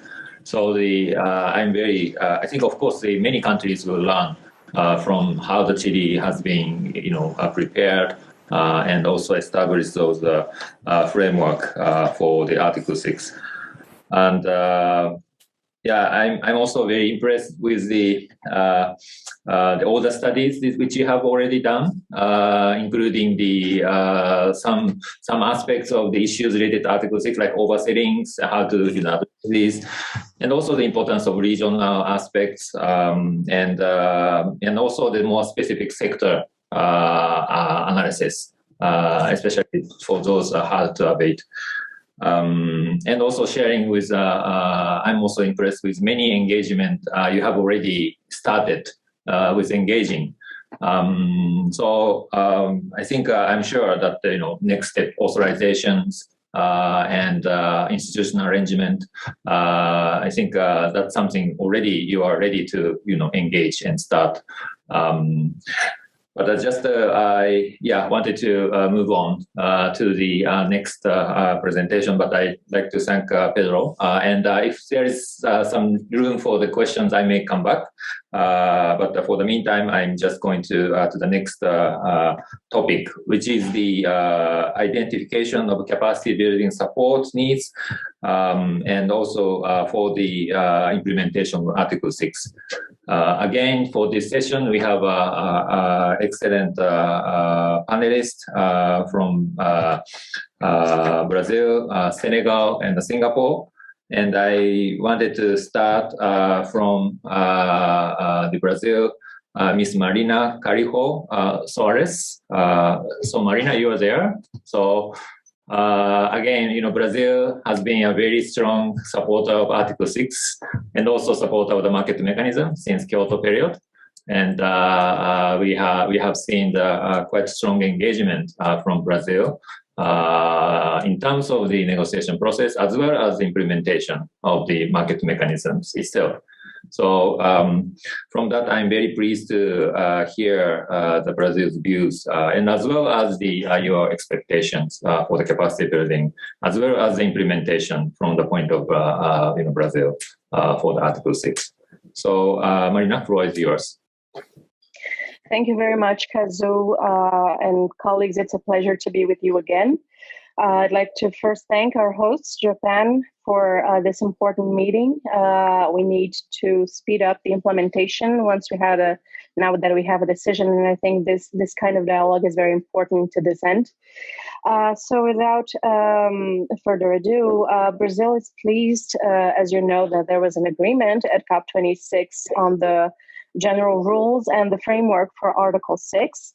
We understand that we still have a lot of technical work to get Article 6 out of paper, and not only Article 6, but the Paris Agreement as well. And we believe that learning from past experience can speed up this process, and benefiting from the institutional legacy of previous experiences can take us faster to where we want. And addressing the specific guiding questions proposed by our hosts, which include how Article 6 can enhance NDCs and the capacity building associated with the implementation of Article 6, at the same time that we must reflect experience from the CDM, I'd like to share the way in which Brazil understands Article 6 can enhance NDCs in a more general level and support for higher ambition. Can you please move on with the slide? Thank you. So we see Article 6, Brazil sees Article 6 as a way to increase mitigation action and allow for higher ambition in NDCs through the use of ITMOs and non-ITMOs, very simplistically speaking. In the case of ITMOs, they have to comply with the definition in Chapter 1 of the Annex of Decision related to Article 6.2. And the trigger, as we know, for an ITMO to be an ITMO is the authorization from the transferring party. Upon this authorization, ITMOs are subject to the accounting requirements and the transparency requirements under the Paris Agreement. And it's a trade, as we see, of aggregate results of NDC. So for NDCs to be enhanced through the use of ITMOs, Brazil understands that there must be a surplus in the NDC achievement of the transferring party. And the market forces must create economic incentives that are conducive to the generation of the surplus to be authorized to be traded internationally. So this is the first way in which Article 6, as we see it, very simplistically speaking again, can spur additional action. If countries wish to benefit from the economic opportunities to be created by this specific kind of demand, in the case of ITMOs, a demand associated with other parties' NDCs compliance and other international mitigation purposes that require authorization, they must do more than just achieving their NDC and actually generate this surplus, this additional action. But there's also another way in which cooperative approaches under Article 6 can spur additional action, which is through the use of non-ITMOs. When Article 6 was adopted, Article 6.4 created an international and public mechanism to certify emissions reductions regardless of the use of these credits in the end. And these non-ITMOs or support units, they might not benefit from a specific kind of demand, which is the one, as we saw in the case of ITMOs, that is generated by official commitments under the Paris Agreement or other international mitigation purposes that require authorization. But these support units, they can serve multiple other sources of demand and be used in multiple ways by countries that wish to promote additional climate action that is MRV'd according to the principles and the stringency parameters of the Paris Agreement mechanism. In Brazil, this discussion associated with Article 6 is currently ongoing. Very strictly combined with the discussion on the implementation of the NDC. Since we have an economy-wide NDC, this has to be the way in which we use Article 6 has to be very carefully planned. We are also in the process of updating our NDC in light of the Glasgow Climate Pacts and the new announcements we made. We are also working on the development of new regulatory instruments and the adjustment of existing institutions and the legal framework to be compatible with Article 6. And we expect to have more detailed analysis and results very soon. But regardless of Brazil's experience, what we understand Article 6 will require is that domestic authorities will need to discuss NDC implementation and NDC achievement and the terms and provisions and conditions for authorization for host countries to authorize ITMOs or not authorize ITMOs. And when do we see, how are we thinking about non-ITMOs? Can they support our NDC implementation? We have been discussing internally the ways in which domestic authorities can stimulate, for example, certain sectors through the use of support units, to allow for projects to be approved in specific areas in which the market can complement the national efforts in this regard and help us reap benefits of the high-hanging fruits. We have also been discussing, and this is at a very advanced stage, the development of a domestic carbon market that also considers the rules, modalities, and procedures of Article 6 as a reference for our own requirements and parameters for assessing the quality of projects and credits. We can also think of these support units as a way to channel climate finance from public and private sources to developing countries. We have many other uses for these support units, and not all of them fully mapped out. But this is a very intensive reflection we have been doing so far, and these are some of the examples that I decided to bring to discuss how we can think of these two types of units to enhance our NDCs and increase our ambition. But as I said, in either case, Article 6 will force a domestic discussion on NDC implementation, achievement, and what are the conditions that are necessary for authorization of ITMOs or not. And this in itself, as we see it, will promote incentives for parties to establish these kinds of discussions and promote more climate action and NDC implementation, achievement, and enhancement in light of Article 6. Next slide, please. And now moving on to the second part of the discussion, which is regarding the past experience of the CDM. For us, it was the CDM in Brazil was the case of how market incentives can promote not only economic benefits, but also institutional change and markets that go well beyond the economic benefits. The CDM actually forced a domestic discussion on climate change. And when the CDM became a possibility in the 90s, Brazil saw in it an opportunity, but also a challenge, because at the time, we had no experience with climate policy making, climate change policy making. So the government had to act on this, and it passed a specific legislation creating a ministerial commission on climate change that was supposed to act as the DNA of Brazil for the CDM. This was the requirement of the CDM when it was created, and it was the main motivation of Brazil to promote this institutional novelty. But it also put most of the federal government together to promote a national exercise of coming up with national and sectoral policies related to climate change and create legal instruments also associated with it. So it helped Brazilian authorities discuss matters related to the project level, mitigation projects, and also give them some familiarity with the kind of language that started being developed with the CDM in terms of criteria, eligibility, and other rules associated with approval of projects. The CDM in Brazil has been a driver with a little bit over 340 projects, a driver of new technologies and expansion of energy sources that had not been developed until then in the sector. One can refer, in the case of Brazil, to the case of landfills, small hydropower plants, and generation of energy using biomass, just to name a few. And this is something we expect to replicate with Article 6. We do expect that Article 6 can promote this kind of institutional discussion and be a driver of innovation and climate action in countries. Next slide, please. The CDM in Brazil has also helped to promote professional training of experts dedicated to climate change and sustainable development. Remember when I said until then there was not a very massive human force discussing this. So there was capacity building in all institutions and all public institutions involved with the CDM. There was capacity building also from developers of projects in the private sector in various sectors to the training of new auditors dedicated to validating and registering projects. The CDM also promoted a more permanent change, institutionally speaking, which has helped us over time assume more ambitious targets. And this past experience with the CDM, as I said before, is what it has been informing us in Article 6. And this is what we expect Article 6 can generate in terms of benefits that go beyond the mitigation results for the atmosphere. We do believe this can be a very positive, long-lasting driver of institutional change in countries.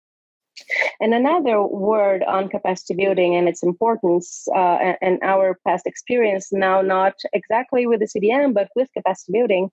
And this is a word that is more general in nature and refers to the need for us to think of capacity building not only for Article 6, but also for the success and the implementation of the Paris Agreement. We have a very different world now, and we need countries to have technical and institutional capacity to account and report for GHG emissions. We delivered our fourth national communication by the end of 2020, And our report acknowledges not only our constraints still faced by us, but that we need to tackle to improve this exercise, and something that could guide the application of resources of capacity building. But it also informs that this kind of capacity building and this kind of support was essential for us to have professional training and data and provide data collection for this report to be made. So this is the importance we give to capacity building in this regard. Next slide, please. We think this, to put all these pieces together, we think this kind of thought is even more important now as we move from the KP to the Paris Agreement, and as we move from the CDM to Article 6. We have here, I listed very generally some of the roles and requirements that Article 6.2 and 6.4 they bring to countries. And we have now more roles that countries have to play in the Paris Agreement and Article 6. They have to comply with more requirements. And this brings us to something else at this point. Next slide, please. Are all countries, especially developing countries, in equal conditions to promote this kind of exercise? Are all countries in equal conditions to comply with the participation requirements of cooperative approaches? Do they have the necessary national institutional arrangements for granting approval and authorization to units for assessing if and how Article 6 projects and initiatives relate to sustainable development and their indices? Do they have the necessary infrastructure to MRV, account, track, and report for Article 6 operations?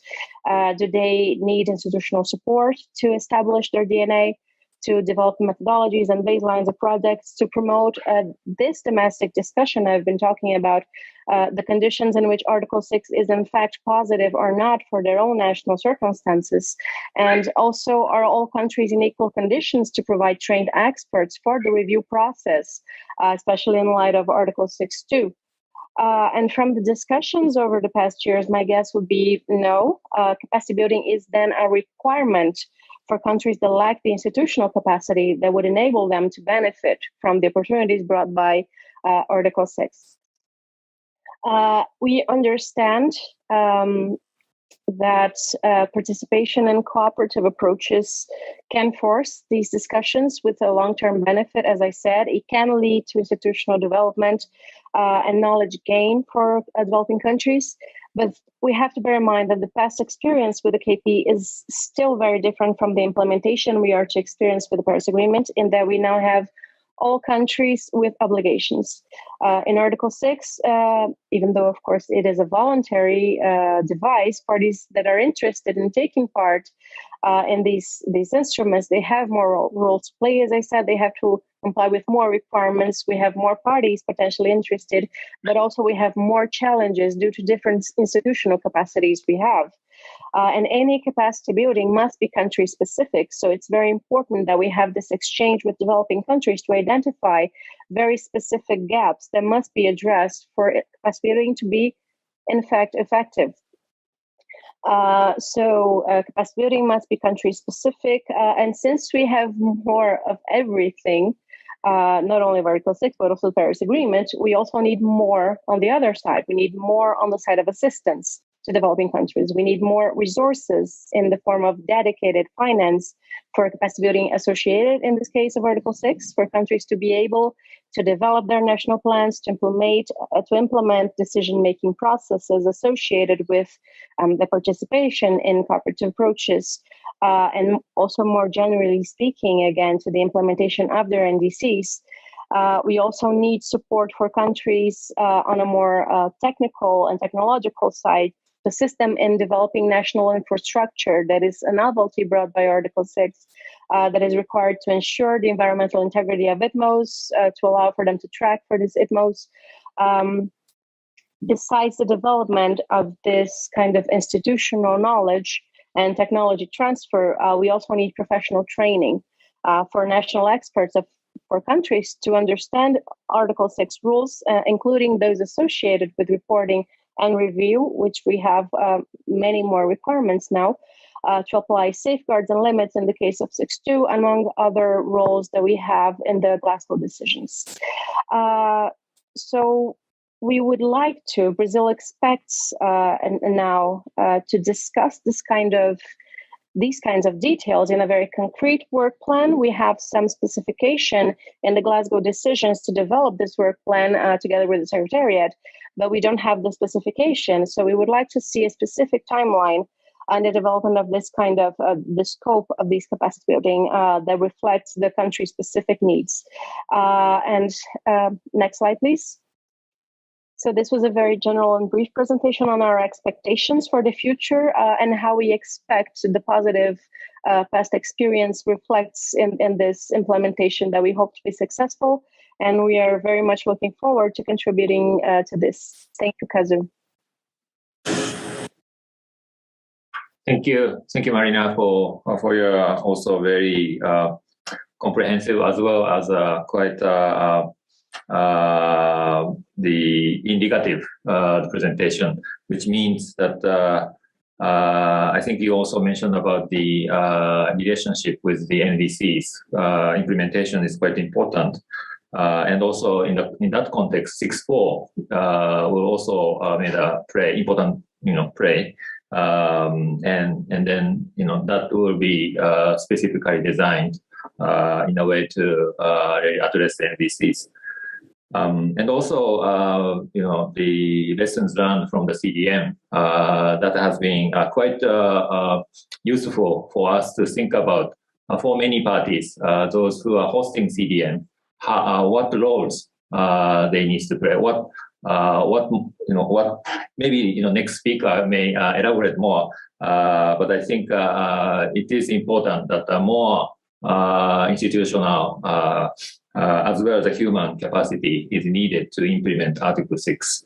And for that, I think some specific the work plan, which we hope to facilitate maybe throughout this conference this time, as well as the next time in March 7th. We try to identify more specific area, more specific regional aspects, and hopefully later on, maybe more specific country, specific capacity building will be identified and also will be implemented in a more timely as well as the concrete manner. So I really see quite a lot of important points from your presentation. So I try to incorporate all these in our final summary of the suggestions. But for that, I like to first thank Marina for your presentation. And then I like to move on to the next speaker, who is from Senegal, and again the El Hadji Moubaye, Diane, has been also very active involvement on the Article 6 and also be quite experienced from the times of the CDM. And so both technical expertise as well as your experience in the working in the context of Africa. We hope to hear from you about what kind of capacity building support is needed and what suggestions you can make on this context. So, the floor is yours. Yeah, thank you, Kazu. Do you hear me? Yes, I can hear you. Thank you, Kazu, and good morning, good afternoon, and good evening to all of you.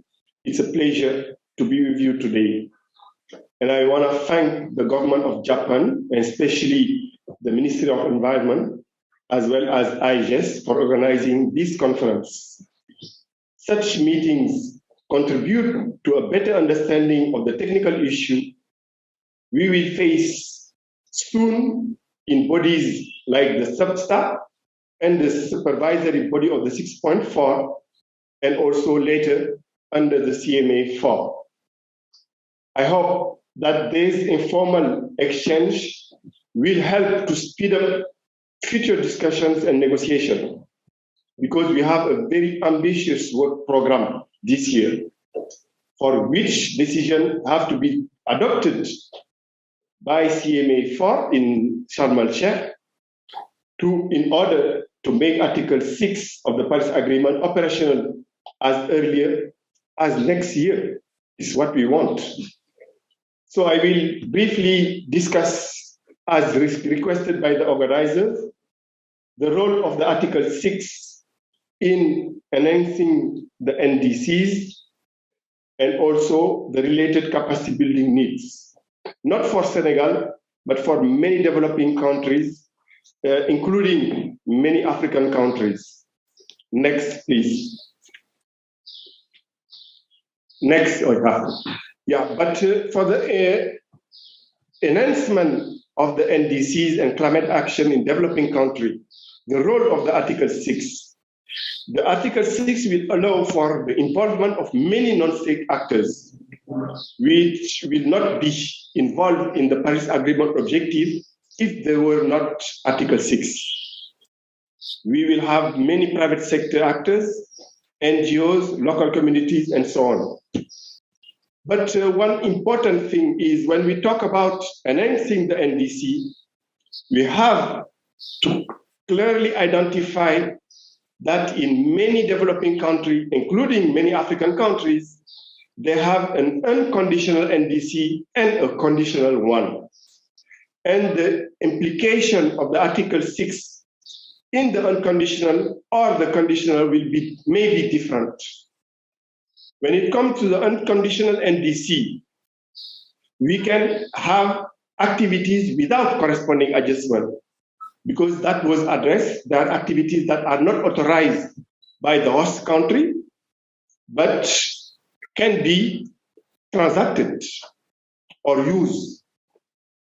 In that situation, there will be an enhancement of the NDC, because the mitigation outcomes generated by those activities will be accounted for the host country's NDC. And that can enhance and facilitate the implementation of the NDC. But when it comes to the application of the corresponding adjustment for this unconditional NDC, that will request for the host country more action to meet its NDC. That will lead for a global benefit for the global atmosphere, but not specifically for the achievement of the host country's NDC. We need to bear that in mind. But now when it comes to the conditional NDC, and here we need very clearly to address that issue, and in my point of view, that need to be addressed in the Article 6 database, and also some reporting provisions, because there are not provisions in the Article 13 in relation to unconditional versus conditional NDC.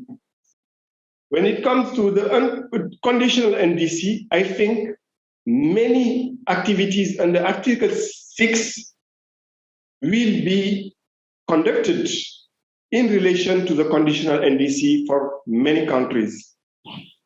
And as stated by Carlo, we need to have this marginal abatement cost curve for project included in the NDC to define what kind of activities will be dealt through Article 6 to achieve this conditional NDC.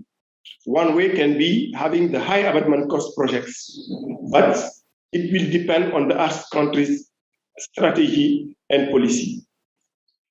But in any case, we think that the Article 6 may lead to find funding to achieve the conditional NDC. The issue we have also to address here is the application of the corresponding adjustment. How that will be applied, and in relation to the reporting provisions. Will it be directly only in the conditional one, or in the unconditional NDC? We need in the detailed rules to be set up this year, clearly identify those issues. But we need also to recognize that the Article 6 can lead to have bilateral agreements that may not happen if there were no Article 6 for climate action. when a country also decide voluntarily to participate in Article 6, there are many initiatives that are in place under which that country can be involved. And also, when activities that are outside the country's NDC are conducted and dealt through Article 6, that can be a way to have a more ambitious NDC in the next round. So we can have more ambitious NDCs in subsequent NDCs. Next, please. Also, the Article 6 allows for participation in the international carbon market. The compliance one, that is obvious, but also the voluntary market, because we have addressed many issues in relation to other mitigation, international mitigation outcome purposes. And here also, when a country decides to voluntarily participate in Article 6, that can allow participation in the voluntary market and enhance the NDC. Also, the Article 6 can be used in some other carbon pricing instruments. For example, having a tax which is associated with offsetting of credits coming from 6.4 or other standards.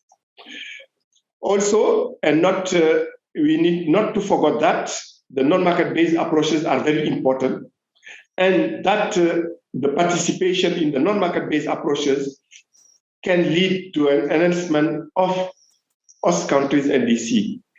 And lastly, the participating in Article 6 can support a very robust reporting framework, because we need to have it.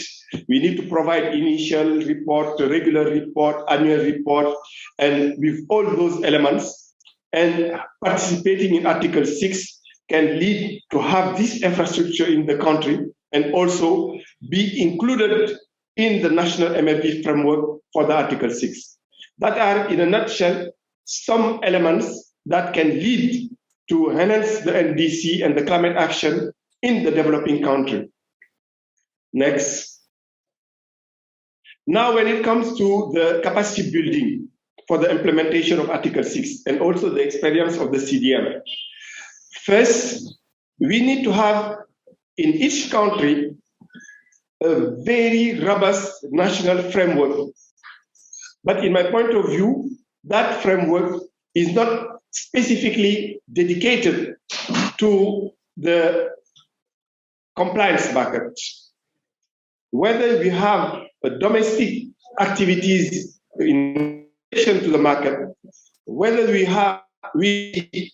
play a role in the compliance international market, the non-compliance one, the voluntary one, we need to manage all of that in a very comprehensive way to be able to report on all of that in relation to the carbon market. And to have to address that, we need to have a very robust and inclusive framework under which we'll have the government, the private sector, NGOs, local community, and so on. It depends on the country.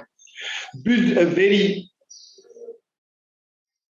important policy in relation to Article 6, as well as strategies, and identify and approve bilateral agreement. But it's not just some country that came and meet your Ministry of Environment and decide to get an agreement. We need, within that framework, to see whether we will approve or not this bilateral agreement. In addition to that, we also need to identify what standards will be allowed to participate in the country's Article 6 transaction. We have the 6.4 mechanism, but we have some other international standards. We have the gold standard, we have VERA, we have VCS, we have many others. It will be up to the country, depending on the structure and the credibility of those standards, to decide whether they will allow units generated by those standards to be transacted through its Article 6 framework. That is the first part, because when we talk about capacity building, we don't want just to talk about having workshops, trainings, and all of that. We need to support countries to build this framework to be able to address all those issues. In addition to that, we need to build the human resource capacity to allow them to identify the potential project to be under Article 6, to assess and approve those projects, to address the authorization issue as well as the reporting issue. And that is very important at the government level as well as the other stakeholder level. We need to build their capacity to allow them to address all those issues. Next, please. And what experience we can get from the RCC and the CDM achievement? First, to support the DNA and the host country and this national framework addressing the Article 6. Because as presented by Perumal, we have many requirements in the participation responsibility. We need also to do an awareness of the stakeholders and training of them, including consultants, project proponents, civil servants, all private sector, and all. We need also to address, and Marina has addressed that, some very technical elements, baseline setting, additionality assessment, crediting period, and so on. We have to have a positive list, if any, and all of that need to be done. We need also to support this DNA and the technical framework to support them on how they will be involved in the validation and verification process. Because in some bilateral agreement, the authorization, the validation, the verification process is dealt directly under the agreement with another country, but not directly with another standard. So all those elements have to be taken into account. And lastly, we need also to address the issue of reporting with the registry, the database, the central accounting and reporting framework platform, and all of that. And we can gain from the current experience of the CDM and the achievement of the RCC to address all of that. And lastly, we need to address the issue of the transition of activities as well as CERs. There are some elements. Activities need to meet the 6.4 requirements, as well as having this vintage and a deadline. And all of that, and be authorized by the host country. And that need to be addressed by the host country. And also, we will have the issue of the development of standardized baseline. We already had under the CDM with the support of RCC. That can be also some experience we can gain from the CDM. Next. Thank you. That's all for me. And all these capacity building program need to be delivered as soon as possible and as early as possible to allow country to participate since the Article 6 be operational. And we hope next year that will be operational. So we need to have a very clear timeline and activities for each country for its capacity building program and start immediately to deliver on this capacity building program. And thank you to all of you, and ready to answer some questions. Thank you. Thank you, Mubai, for your presentation. I completely agree that we need to start capacity building as soon as possible in order to implement the Article 6. And also we need to really speed up our process in order to accelerate the implementation. And for that, I think our conference again aim is to identify the area, as well as identify some specific activities. Again, next meeting, we will be more specifically talks about the Regional Collaboration Center, as well as more specific activities, how we coordinate implementation of the capacity building. So we hope to you to also join the next conference, and I'd like to get your input as well. But again, I'd like to thank you for all your inputs, especially in relation to the how the integration to NDCs, enhancement of the NDCs through the Article 6 implementation, and also mentioning about the Article 6 reporting framework, which will be also needed, and the your emphasis on the robust and inclusive national framework. I think those are the good suggestions that we could make in terms of implementation of the Article 6 for the countries. And for the specific capacity building activities, we would like to discuss more specifically in the next conference. But I'd like to thank Mubai for your inputs. So I'd like to move on to the next speaker from Singapore. Again, Singapore has been also very instrumental in the discussion on the Article 6, especially towards the agreement COP26. And today we have Mr. Daryl Chua, Assistant Director from National Climate Change Secretariat from Strategy Group of Prime Minister's Office. So Daryl, the floor is yours. Thank you so much, Kazu, for the introduction, and also a very good morning, afternoon, and evening to fellow colleagues. Let me first start by expressing my appreciation to the Ministry of Environment of Japan and IJS for organizing this timely conference, and also for inviting Singapore to make a presentation at this first meeting. In my presentation, I will touch on the discussion issues under both Topic 1 and Topic 2 that we've just discussed. I will start with some background context. Singapore has submitted our enhanced NDC for 2030, as well as our long-term low emissions development strategy, or LEDS, in March 2020. We will peak our emissions at 65 million tons around 2030, to halve it by 2050, and to reach net zero as soon as viable.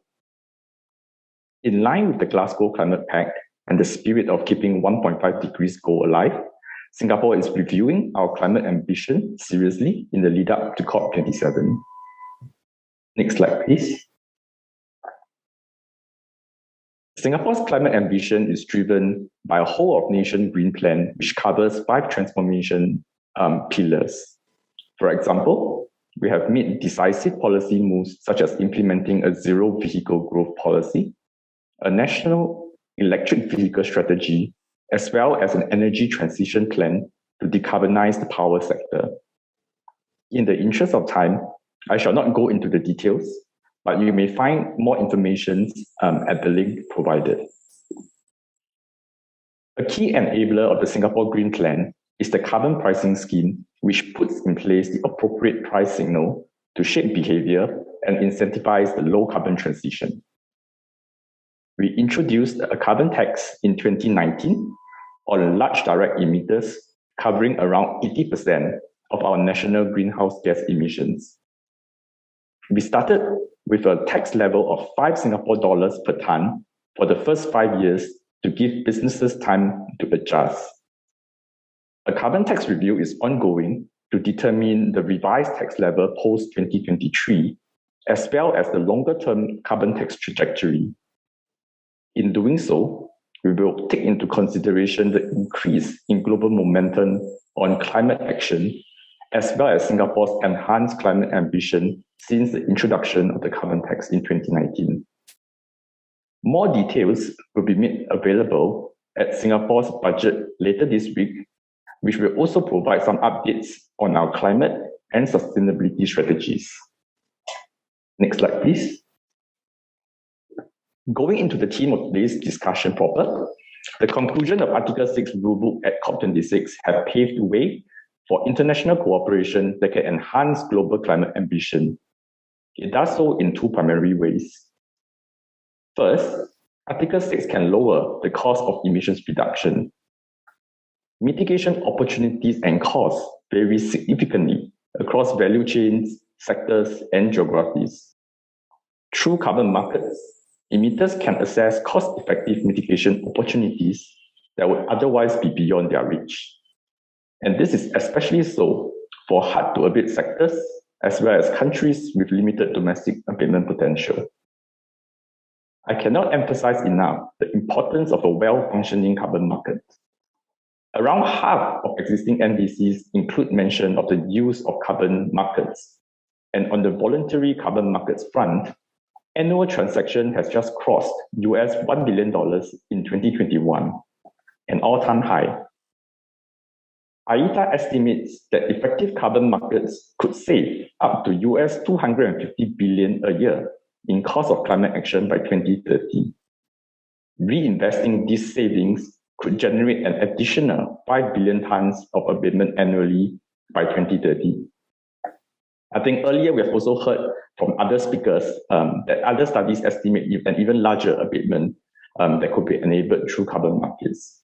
And all this points to us that carbon markets could significantly help to bridge the abatement gap to keep 1.5 degrees alive.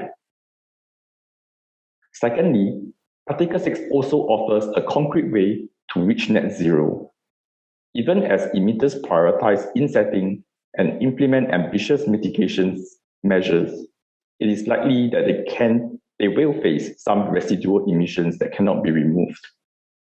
Markets could help offset these residual emissions and give confidence to parties to put forward net zero targets. Next slide, please. Singapore is exploring how we can leverage and contribute to effective Article 6 implementation. We are exploring Article 6 pilots as a means to learn by doing, to build the necessary capabilities and infrastructure to enable international cooperation. There are a few key elements which are crucial to the success of such cooperation, which I also think international capacity building efforts could focus on. First, I think as we have heard from many other speakers, there needs to be a clear authorization process to secure corresponding adjustment as well as approve the activity types that fall within the scope of cooperation. Second, the cooperation should help advance the climate ambitions of all the cooperating parties. So for example, there could be upfront agreement on how benefits could be shared between parties. This could be in the form of sharing of abatement outcomes, where only a portion of the abatement is internationally transferred to the buyer, such that the host party can also progress towards achieving their own NDC. The benefit sharing could also be in the form of non-carbon benefits or sustainable development goals, such as designing the activities to maximize livelihood, biodiversity, and other community benefits. Third, there needs to be a mutually agreed environmental integrity criteria that is compliant with Article 6 guidance, and I'll elaborate a little bit more about this on my next slide. And lastly, we need the supporting infrastructure to enable credible market transaction. A key part of this entails tracking the mitigation outcomes and avoiding double counting. And this is why Singapore is supporting the World Bank on the Climate Warehouse to provide such a supporting infrastructure.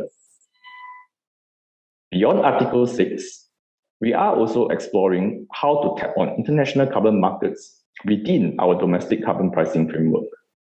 Singapore's carbon tax is implemented via what we call a fixed price credit-based approach, where there is built-in flexibility to accept international carbon credits when available.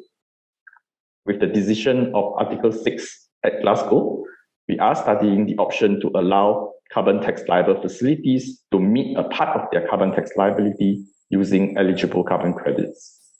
And if such an decision is taken, institutional arrangements such as the Carbon Pricing Act, the Carbon Tax Portal, as well as the credit registries will need to be amended and enhanced. Next slide, please. On this slide, I further fleshed out some capability support that I find particularly helpful to get Article 6 implementation started. First, Many host parties are hesitant to participate in Article 6 as they are unsure if it could still meet their NDC given the need to make corresponding adjustments. So as some of the speakers before me have mentioned, I think policy supports could be provided to help host party flesh out possible decarbonization pathways, understand the mitigation abatement cost curves within their countries, and give them more confidence and assurance to participate in Article 6. Second, a common principle that many parties subscribe to is the need to ensure the highest environmental integrity, not just in the activity design, but also the implementation of Article 6 activities. So beyond the Article 6.4 rules that will be developed, there are also international guidelines on environmental integrity that garner broad support, such as those being developed by the Integrity Council for Voluntary Carbon Markets, which could also help improve understanding on environmental integrity standards. For Article 6.2, there should also be more clarity on the role of private sector and how they can participate to contribute meaningfully to Article 6.2. Third, as all parties now have an NDC, more capacity building efforts to provide clarity on policy additionality would be very helpful.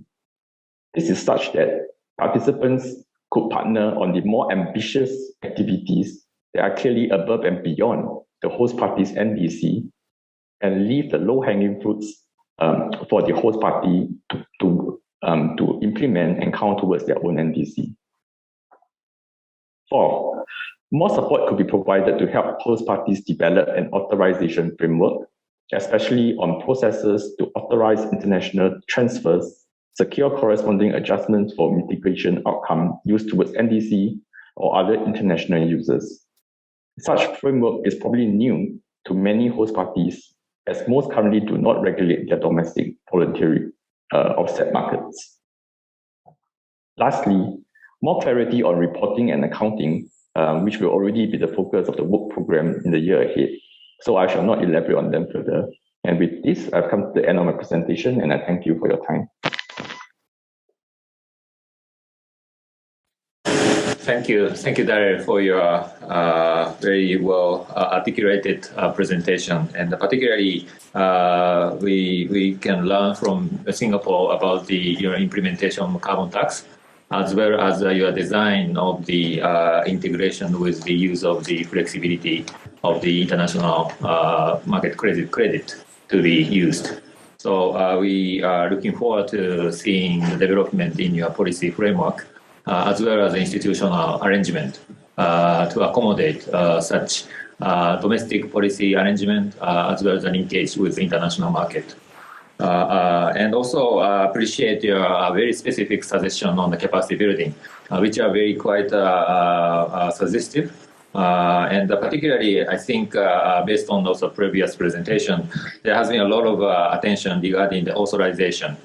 And I can also see the more support is needed for the development authorization framework. So all of these points are quite relevant for the capacity building to elaborate more. So with that, I'd like to thank Singapore and Daryl for your input. So now I'm conscious of the time, and also wanted to do some wrap up towards the end. But I wanted to move on to the next topic, which is the application to the other so-called other international mitigation purposes, and specifically in the international aviation sector, the carbon offset reduction scheme for international aviation, CORSIA, and the voluntary market. So for this, again, we have distinguished speakers from United States as well as European Commissions. And on this, we will be asking the questions regarding how the Article 6 implementation can facilitate through the implementation of CORSIA and the voluntary markets. And what lessons can we learn from the CORSIA implementation, which under the CORSIA, it's already phase 1 of the pilot has been started, and also the voluntary market already currently ongoing. So how the Article 6 implementation be benefited from the CORSIA experience as well as the voluntary market. So for this, I'd like to first introduce again our dear colleague from the United States, Molly Peter Stanley from the Foreign Affairs Office of Global Change, U.S. Department of State. So Molly, nice to see you, and thanks for joining. And floor is yours, Molly. Thank you, Kazu. And good morning to everyone. I'm very honored to join you all in this valuable discussion and have appreciated hearing how several Article 6 colleagues are already thinking about implementing the important decisions that were taken in Glasgow. Also, as we've heard today, some parties and their private sectors are already advancing carbon markets, mechanisms, and cooperative arrangements that involve these systems. I'll speak today about the relationship between implementation efforts involving Article 6 and CORSIA and the voluntary carbon markets. I'll speak primarily to CORSIA, which is a system that countries in the aviation sector have been implementing since 2018. The U.S. regards CORSIA's initial work as an important source of lessons, even tools for Article 6 implementation. And this is because the crediting mechanisms that support CORSIA will inevitably also underpin some other forms of cooperation under Article 6. If we can move to slide 2. Thank you. I want to take a step back to explain that CORSIA refers to the carbon offsetting and reduction scheme for international aviation, which is administered by the UN International Civil Aviation Organization, or ICAO. It's the international aviation sector's global climate change measure, and its goal is to use carbon credits to offset growth in emissions from the baseline year in that sector. CORSIA also incentivizes in-sector emissions reductions by rewarding the use of sustainable alternative fuels. Rather than set up a new system for qualifying and crediting mitigation projects under ICAO, which would have been an extensive amount of work, the CORSIA relies on carbon credits that are certified to independent standards, provided that those standards and their procedures meet key criteria. There are 19 high-level indicators under the CORSIA eligibility criteria, and most of these are supported by detailed guidelines that amount to around 100 individual indicators. These programs are assessed through a roughly year-long process against these indicators. And the indicators cover a range of requirements for environmental, social, atmospheric integrity, and for the integrity of the programs and their registries. Several independent crediting mechanisms have already qualified as CORSIA eligible. From early 2019 until last month, I chaired CORSIA's technical advisory body, or the TAB, that assesses these programs and makes recommendations to the ICAO Council on what should be eligible under the CORSIA. The several TAB members, including myself, also negotiate Article 6. So on this slide, I've summarized what we see as the Article 6 outcomes that pertain to the CORSIA, namely Article 6 decisions and procedures related to what's referred to in those texts as other international mitigation purposes. This phrase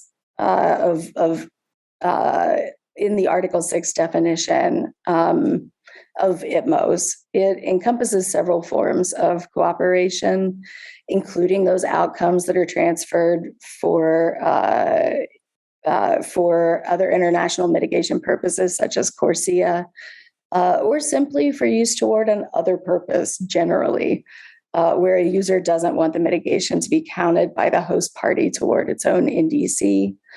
We're aware, that some carbon market actors, obviously some negotiators too, consider the Article 6 procedures can be relevant for some voluntary uses of carbon credits, potentially also domestic compliance purposes of the kind we've heard about today.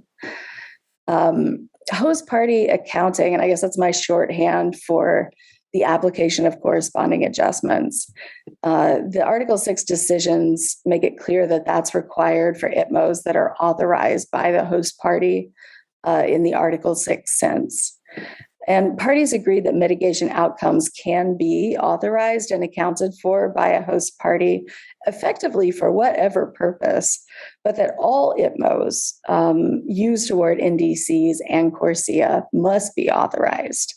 So they must be accounted for by the host party. And it's up to the host party to decide whether it will authorize credits for any of these purposes and to apply Article 6 guidance where that is the case. Turning to the next slide, slide 3, I've tried to summarize key decisions that led to this Glasgow outcome alongside work that was occurring on the ICAO side. Work on Article 6 and CORSIA's eligible credits progressed largely in parallel until late 2018, when parties didn't conclude Article 6 negotiations at COP24, but they did agree that mitigation outcomes that are authorized for use under a system like CORSIA can be accounted for in reporting tables. That was when this notion of party accounting for credit uses other than NDCs really came to the fore. Shortly after COP24, the ICAO Council approved CORSIA's eligibility criteria and it established the tab. 1 year later, Council took its first decision on CORSIA eligible credits. And at that time, because there wasn't an Article 6 outcome, it decided to avoid double counting by limiting vintage eligibility to units that were generated before 2021. Around 1 year after that, and apologies, I think the last set of dates might be slightly off in this slide. But in spring and fall of 2021, Council approved 2 standards to certify CORSIA eligible credits that were created with post-2020 vintages.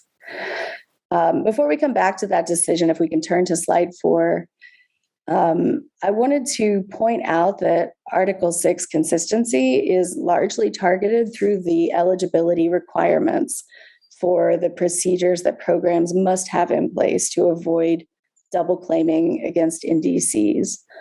But CORSIA's reporting requirements for states, for airlines also reinforce this link and can help to inform parties' implementation of accounting under Article 6. You can see here that the information on carbon credits, the airlines and states will report to ICAO every 3 years, that these elements largely mirror the quantified information that parties are required to report either annually or also in their BTRs. And this information is going to be published on the CORSIA Central Registry, which is publicly accessible. Turning to slide 5, I wanted to quickly revisit the ICAO Council's decision to approve 2 programs so far to apply carbon credits to supply carbon credits in this decade that can be used toward CORSIA's first compliance cycle through 2023. These programs were assessed and recommended for this extended eligibility in 2021. And that was before Article 6 was concluded. But the CORSIA criteria contain a number of important cross-references to steps that are required of host parties in Article 6. And a key distinction here, I think, is the terminology that's used. CORSIA requires that programs have formalized procedures for obtaining host country attestations, is what we call them, in order for credits to be labeled and used as CORSIA eligible credits if they have vintages in this decade or in the future. The criteria and guidelines clarify that in these attestations, program procedures must ensure that the host country approves the use of credits in CORSIA, will account for those credits, and that the country describes the steps that it will take to avoid double claiming.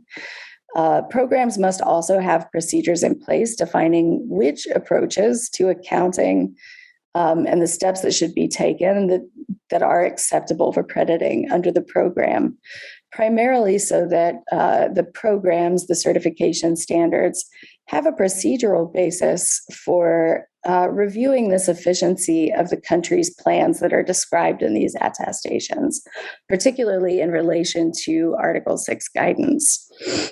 What has been assumed through the TABS processes is that these host country attestations are effectively equivalent to and contain the authorizations referred to in Article 6 decisions. So that's the distinction in terminology that sort of refers to the same processes, but as attestations versus authorizations. Before I close, on slides 6 and 7, I guess starting with 6, I wanted to share an example template for host country attestations that is contained in one of these eligible programs standards. You can see here that the program has provided an example of how a country could formulate the minimum information that is required to include in an attestation. In this example, this includes details regarding the vintages of authorized units and an optional cap on the quantity of units that are authorized, so that it is saying it will account for. If we can flip to slide 7, here I've also noted that this program's template is an example of a sort of program level authorization. So saying we recognize this program is eligible in CORSIA, and that its credits can be eligible because we will account for them. And here's the details of what we will account for this period of time, for these vintages, et cetera. But some countries may choose to authorize units at a more granular level or through a program registry itself, particularly if the country is the one that administers the crediting program. I also note here that even prior to COP26, TAB had already requested these programs to update their procedures to require that host countries in these attestations specify which action will trigger a corresponding adjustment, namely whether they will apply corresponding adjustments for CORSIA eligible credits that are issued, or only those CORSIA eligible credits that are canceled or used. And similar provisions were also included and required in the Article 6 outcome. So we were really satisfied to see that there was an equivalent procedure on the Article 6 side. Finally, I just wanted to come back to the point that these CORSIA processes and decisions have already been adopted and integrated into several independent carbon crediting mechanisms, standards that support CORSIA. But also that most of these crediting programs also supply voluntary carbon markets and could adopt similar approaches for host countries to authorize credits for use toward other purposes, including voluntary uses. Whether this is necessary, in what situations this is necessary, is the subject of some intensive work being undertaken as we speak by countries, by the private sector, civil society, through initiatives that are seeking to guide businesses in implementing their net zero targets.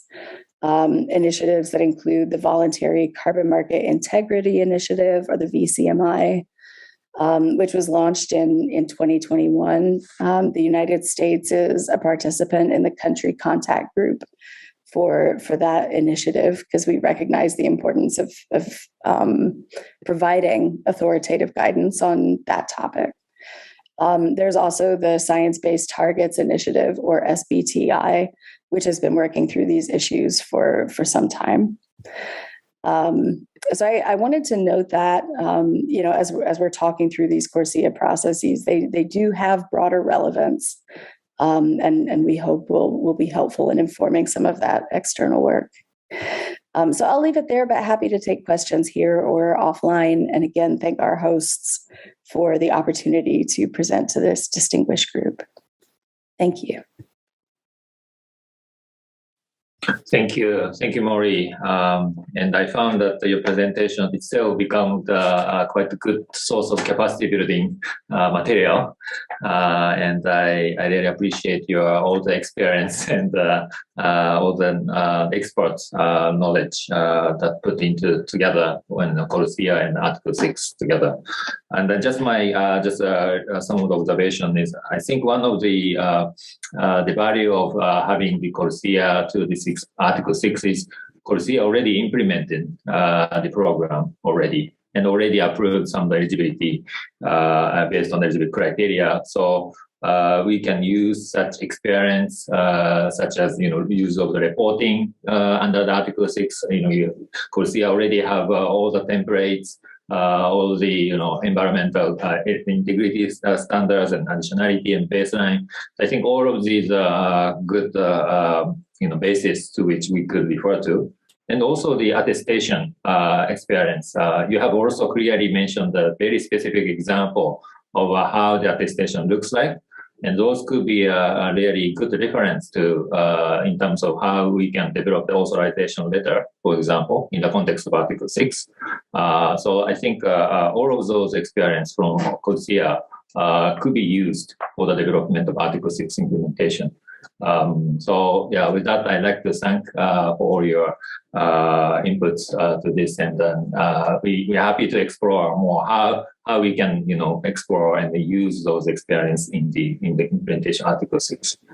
So I wanted to move on to the next presenter. Again, who is also a long negotiator in Article 6, as well as the Kyoto mechanisms, and also dear friends, Martin Hessian from the European Commission, and he can talks about the Article 6 implementation, as well as the capacity buildings, and probably covering quite a lot of topics, including this implementation part of it. So Martin, over to you. Nice to see you. Nice to see you. Hello, and hello to everybody. For others, it's a privilege to be invited to talk here. I know time is short, and I have quite a few slides, so I will try and be as brief as possible. I'm going to share my screen just to be take care about that. If I may, we'll do the presentation is Article 6 implementation, and we'll do issues of and international emissions.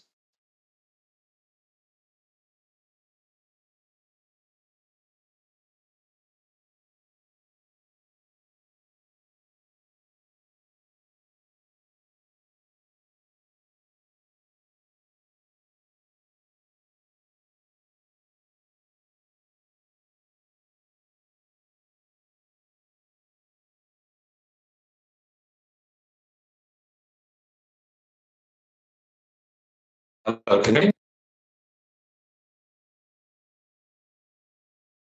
you hear me? I'm not sure. Martin, I can hear you. Yes, please continue. Apologies.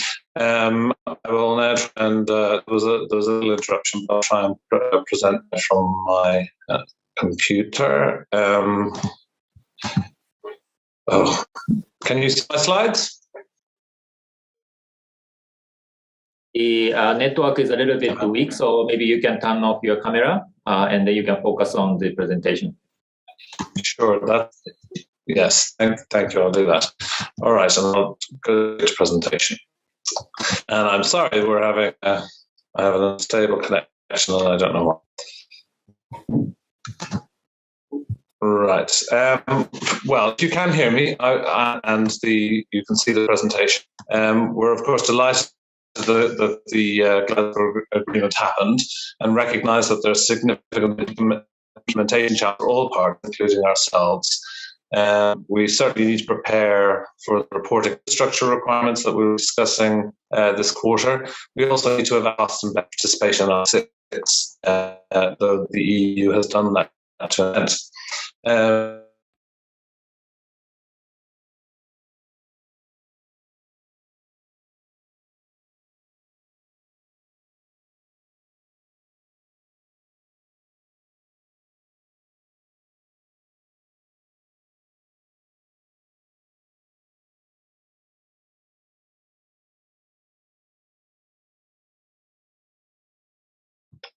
Coming out, and I don't know what to do about that, I'm afraid.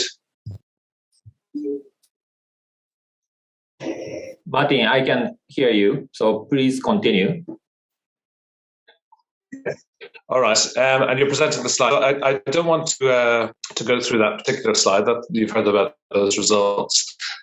Just had some observations about the challenge of demand that we have, just to put in context what implementation means. We know that we need to have significant overall cuts by mid-century, and we are emitting 36 billion tonnes a year, which means that there's a limited budget available if we're to meet Paris goals. We all know that our current targets fall far short of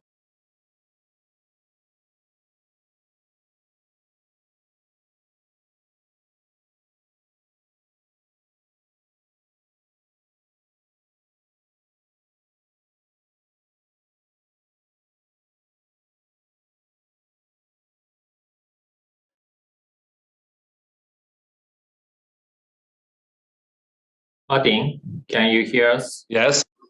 Maybe I yes, I can. I'm not sure what to do because I'm afraid I seem to have an unstable connection, and I don't know whether worthwhile. You need to.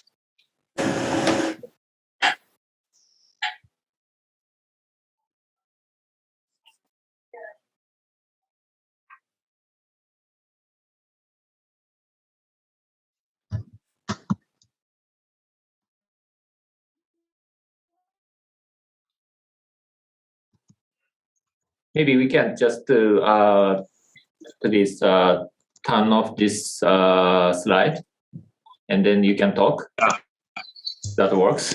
That might be the best. That might be the best. All right. And apologize for the. Yeah, just continue. I will. Have you unshared the screen? Yeah, thank you. Right. Well, without the slides, but they are available on the link that you've been given. To repeat, we were happy the rulebook was adopted, and we know that there are significant implementation challenges for us all. Can we go to the next slide? Oh, dear God. Yes. Could we also skip this slide? This is a summary of where we feel that we came out, and I don't think it's worthwhile to do it in the tone when we've heard from others. Could we move to the next slide? Yeah, I wanted to talk about the challenge of demand, to put in context the costs of implementation versus the expectation of demand. Essentially, we're expecting significant cuts by mid-century, and we know that our current targets fall well short of that, and that current prices fall well short of that. The World Bank has told us that we need $40 to $80 a ton, and only 4% of emissions are covered by a price of 40 and above. Just for the EU, the price is currently €90 per ton, and 8% of global emissions are covered by the EU, and 40% by ETS. In terms of the use and generation of offsets, it's limited by demand and also by the nature of domestic action. Decisions in CORSIA on baselines, if we were to stick with 2019 baseline, means there may effectively be no demand from CORSIA, and that needs to be addressed within the CORSIA discussions. We're told that voluntary markets are growing, and again, the World Bank report tells us that about 200 million were transacted in 2022, which is a growth, but it's still a relatively small demand. You've also heard from various parties here about what their likely demand for offset credits will be. So I think there's a challenge there in terms of the current level of demand that's out there. Next slide, please. Plainly, and we're very interested to hear about the capacity building priorities. We know that the Glasgow CDM decision has provided 10 million directly for 6.4 capacity building, and there's a consultation to be had on that. I would say for our part, the EU is dedicated to supporting implementation, but more broadly in terms of NDC implementation generally. We know that Germany has a large initiative on supporting ambition through Article 6 through its International Climate Initiative to ensure that Article 6 is aligned with the needs of hosts. And the Commission has some money to spend on Article 6 implementation, and I'm really interested in the ideas that come out of this process to see where we might best add value. Next slide, please. I will rush through these, but as you know, the EU has a domestic climate goal. Next slide. And these are fixed in our legislation. First of all, our climate law specifies that emissions and removals should be balanced within the Union at the latest by 2050, and that the Union and Member States will take actions to deliver that. Next slide. We also have, for our 2030 target, a climate target of at least 55% net reductions. And if you look at paragraph 3, there's a limitation on the amount of removals within the EU that can be used towards that target. But again, it's a domestic target. Next slide. We have various measures under discussion at the moment to implement the 55% target at the EU level. I won't go through them, but they're actively being debated in the European Parliament and the Council at the moment. Next slide. But we will also be participating in Article 6, and there are 3 elements to that: linked emissions trading systems, CORSIA implementation, and potential voluntary demand from business and the public sector. Next slide, please. In terms of linking emissions trading, we do have a relationship with Switzerland and we will need to address how we account for mitigation outcomes delivered as a result of allowance transfers in the linked trading scheme. We are planning to implement CORSIA and have a proposal on the table to do that.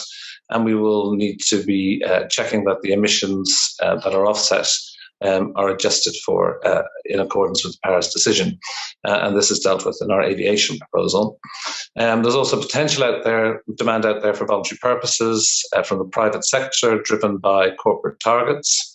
And I'll talk about corporate reporting standards that may impact on that private sector demand. And we also have public sector potential additional voluntary purchases for voluntary targets, but also results-based payments based on the certification of outcomes under Article 6.4, the so-called support units. Next slide, please. So just looking at linked emissions trading, we have an agreement with Switzerland. So we're on your list, Simon, in terms of relationships, where we've agreed that we will account for net flows of allowances in accordance with UNFCCC approved principles and rules for accounting following their entry into force. And now that they're adopted, we will be applying Article 6 to this. We've just initiated technical level discussions for the implementation of the rules and are looking at reporting and infrastructure requirements together, as well as establishing a basis and a schedule for transfers of inputs. Slide, please. Next slide. Yeah, thank you. We have a proposal on the table to amend the ETS so that we will implement CORSIA, and it provides that aircraft operators can use credits from Article 6.4, credits that are authorized by the ICAO TAB process and ICAO Council, and also potentially bilateral credits under party agreements. That would be Article 6.2, as well as domestic credits issued with respect to union-level projects, potentially. We have proposed that there needs to be arrangements in place for authorization and for timely adjustments to be made, and assurance that double counting and net increase in global emissions are avoided. So that's part of a proposal that's currently being debated in the Parliament to implement CORSIA. Next slide, please. And then on voluntary markets, we have various relevant initiatives. As was said by another commentator, there's no direct regulation of voluntary markets, but there are provisions in terms of implementing our package where they may impact on how the voluntary market demand emerges and is expressed. Principle one is the non-financial reporting directive, which requires companies with over 500 employees to disclose non-financial information.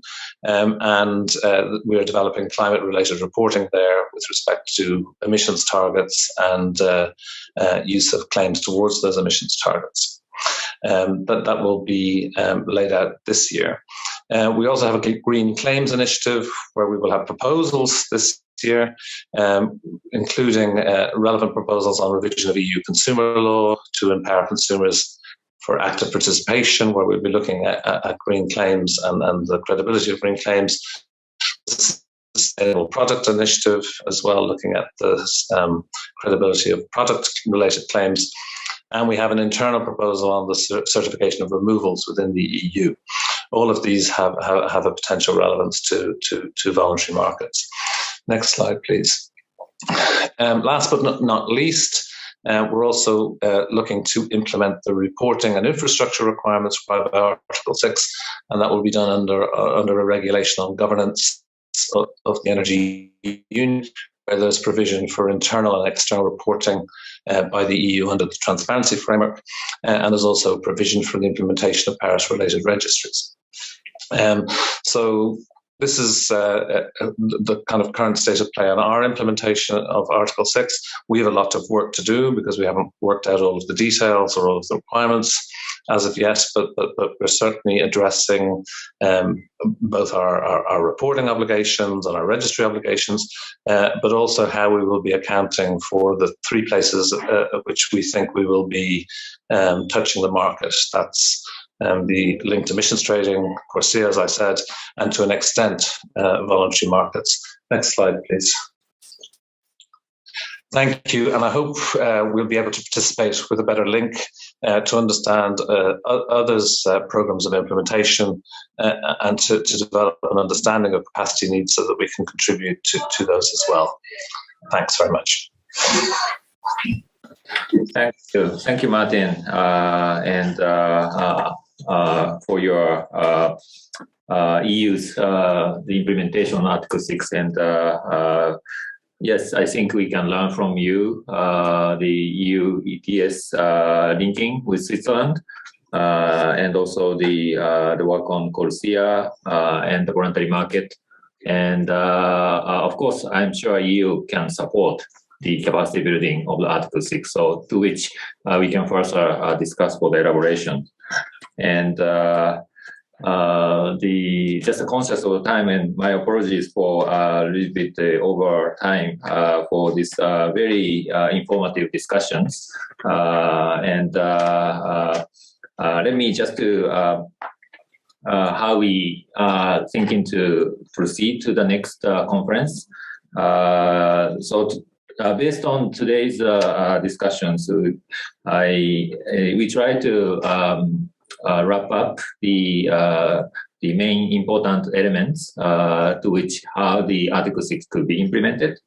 And also we have heard many programs or initiatives, and of course those countries or institutions who could not present today, we are happy to receive your inputs for your implementation support, for your the support for the implementation. So we are open for your inputs, and maybe through the website we will seek your inputs so that we can gather those informations. But let me just point maybe some of the important points which I see based on today's inputs and discussions. Just briefly, one is the importance of the understanding Article 6 rules and how it related to the NDCs. I think that's one the one of the most mentioned the point is how the Article 6 will enhance or implement NDCs, support implementing NDCs. So I think this part, of course, first Perma mentioned about all the detailed rules, and I'm sure we need to understand more clearly about what we have agreed. So the understanding on the Article 6 rules, as well as the implementation of the NDCs, I think that is one important area which we need to first explore in the terms of implementation. The second point is the how the countries participate to the Article 6, particularly in relation to the authorization and the application of corresponding adjustment, and also the institutional arrangement or framework. I think in this area, I see a lot of mentioning about the current preparation for authorizations and also the national framework. We can learn from the existing ones, as well as some templates that has been already existing. So in this area, the participation to Article 6, the authorizations, this area is something we need to first explore. The third point is the reporting under Article 6. It was also mentioned by some countries, the reporting of Article 6, as well as some data gatherings. The results related to reporting review, maybe in some part still we would need to discuss, but I think it is needed for the reporting part. And this is something we can elaborate further. And the fourth point is how the Article 6.4 could be evolved, and how the 6.4 establishment, the participation to the 6.4. Again, this is something also needs to be further elaborated this year. But I also see there has been mentioned, many countries are mentioned about the 6.4 implementation. So this is something we need to further explore. And the last point is the CORSIA and voluntary market. We can learn from many experiences, as was mentioned by Mori, and also the Martin. I think the CORSIA has been already implemented, and then we can learn from this, particularly in response to the reporting as well as authorizations. And also the capacity building, how we can create more concrete actions or plan, and also the use of the regional collaboration center, and then more country-specific needs. I think this area is something we will be taking next conference, more details. So I just wanted to touch upon those areas. We can summarize and then try to make some kind of frame to which we can build on. With that, I like to make just a brief wrap up, and I'm sure we need to get more inputs, but maybe because of the time, please allow me to just to finish my wrap up. And again, please send to us your inputs. We have emails address and also the contact to the IGES so that we can incorporate your inputs to the next meeting. So with that, I'd like to thank all the presenters, all the panelists today for your valuable contributions, and we will certainly take all your inputs. Hi, how are you doing? Sorry, the Japanese thing is just wrapping up, but I will. So I'm wrapping up the EU. Sorry, the Martin. So I take over to Takashi-san. Thank you. So sorry, Kazu. Oh, no. It's okay. Thank you. One big technical difficulty. Thank you so much. Thank you very much for your kind moderations. We have learned many things from the existing pilot and activities. Again, thank you very much to all speakers for sharing your experiences and also future perspectives. Now we almost finished today's agenda. For the closing remark, we would like to invite Ms. Keiko Segawa, Deputy Director General, Global Environment Affairs, Ministry of the Environment, Japan. Ms. Segawa, over to you. Thank you very much. Do you hear me? Yes. Thank you very much. So that I'd like to make a very short statement as a closing of this very important conference. So thank you very much. My name is Keiko Sagawa, Deputy Director General for the Global Affairs in the Ministry of the Environment. Today, it is our great honor to host this quite important international conference in a timely manner for implementing of Article 6 of the Paris Agreement. We had very remarkable the opening remarks from Minister Yamaguchi Tsuyoshi and Ms. Patricia Espinosa from UNFCCC Executive Secretary, COP26 President Mr. Alok Sharma, and the representative of COP27 incoming presidency, Ambassador Wael Abul Mahdi. We also would like to express our deepest gratitude for every panelist and participants for all of your cooperation for organizing this conference. In today's conference, Dr. Pedmari, UNFCCC Secretariat, has explained Article 6 decision at the COP26 and work program for 2022. It provided us to understand what has been decided and what we needed to do this year for the implementation of Article 6 in coming years. Next session, we focused on the examples of the latest efforts in the specific countries, especially from Japan, Switzerland, and Chile. Thank you very much for your presentation from Shogo, Simon, and Pedro.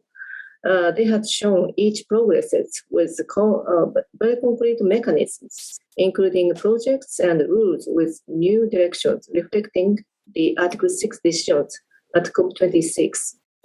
Second one was the focusing on the capacity building for the implementation of Article 6. We had a very impressive presentation from Brazil, Senegal, and Singapore. Thank you very much, Marina, Mumbai, and Dalit. Having shared their ideas and expectations reflecting the experience from the green development mechanism and the institutional arrangements, for example, authorization framework, were very important to further develop Article 6 mechanism as a whole, including Article 6.4 mechanism.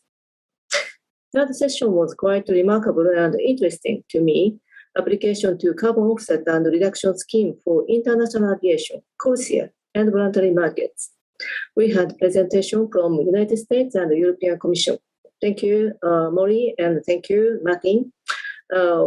They had a very informative presentation on the latest hottest issues related to CORSIA and reminded us that the CDM decision related to 6.4 capacity building decision and relevant, very important the initiatives to voluntary market, including EU ETS.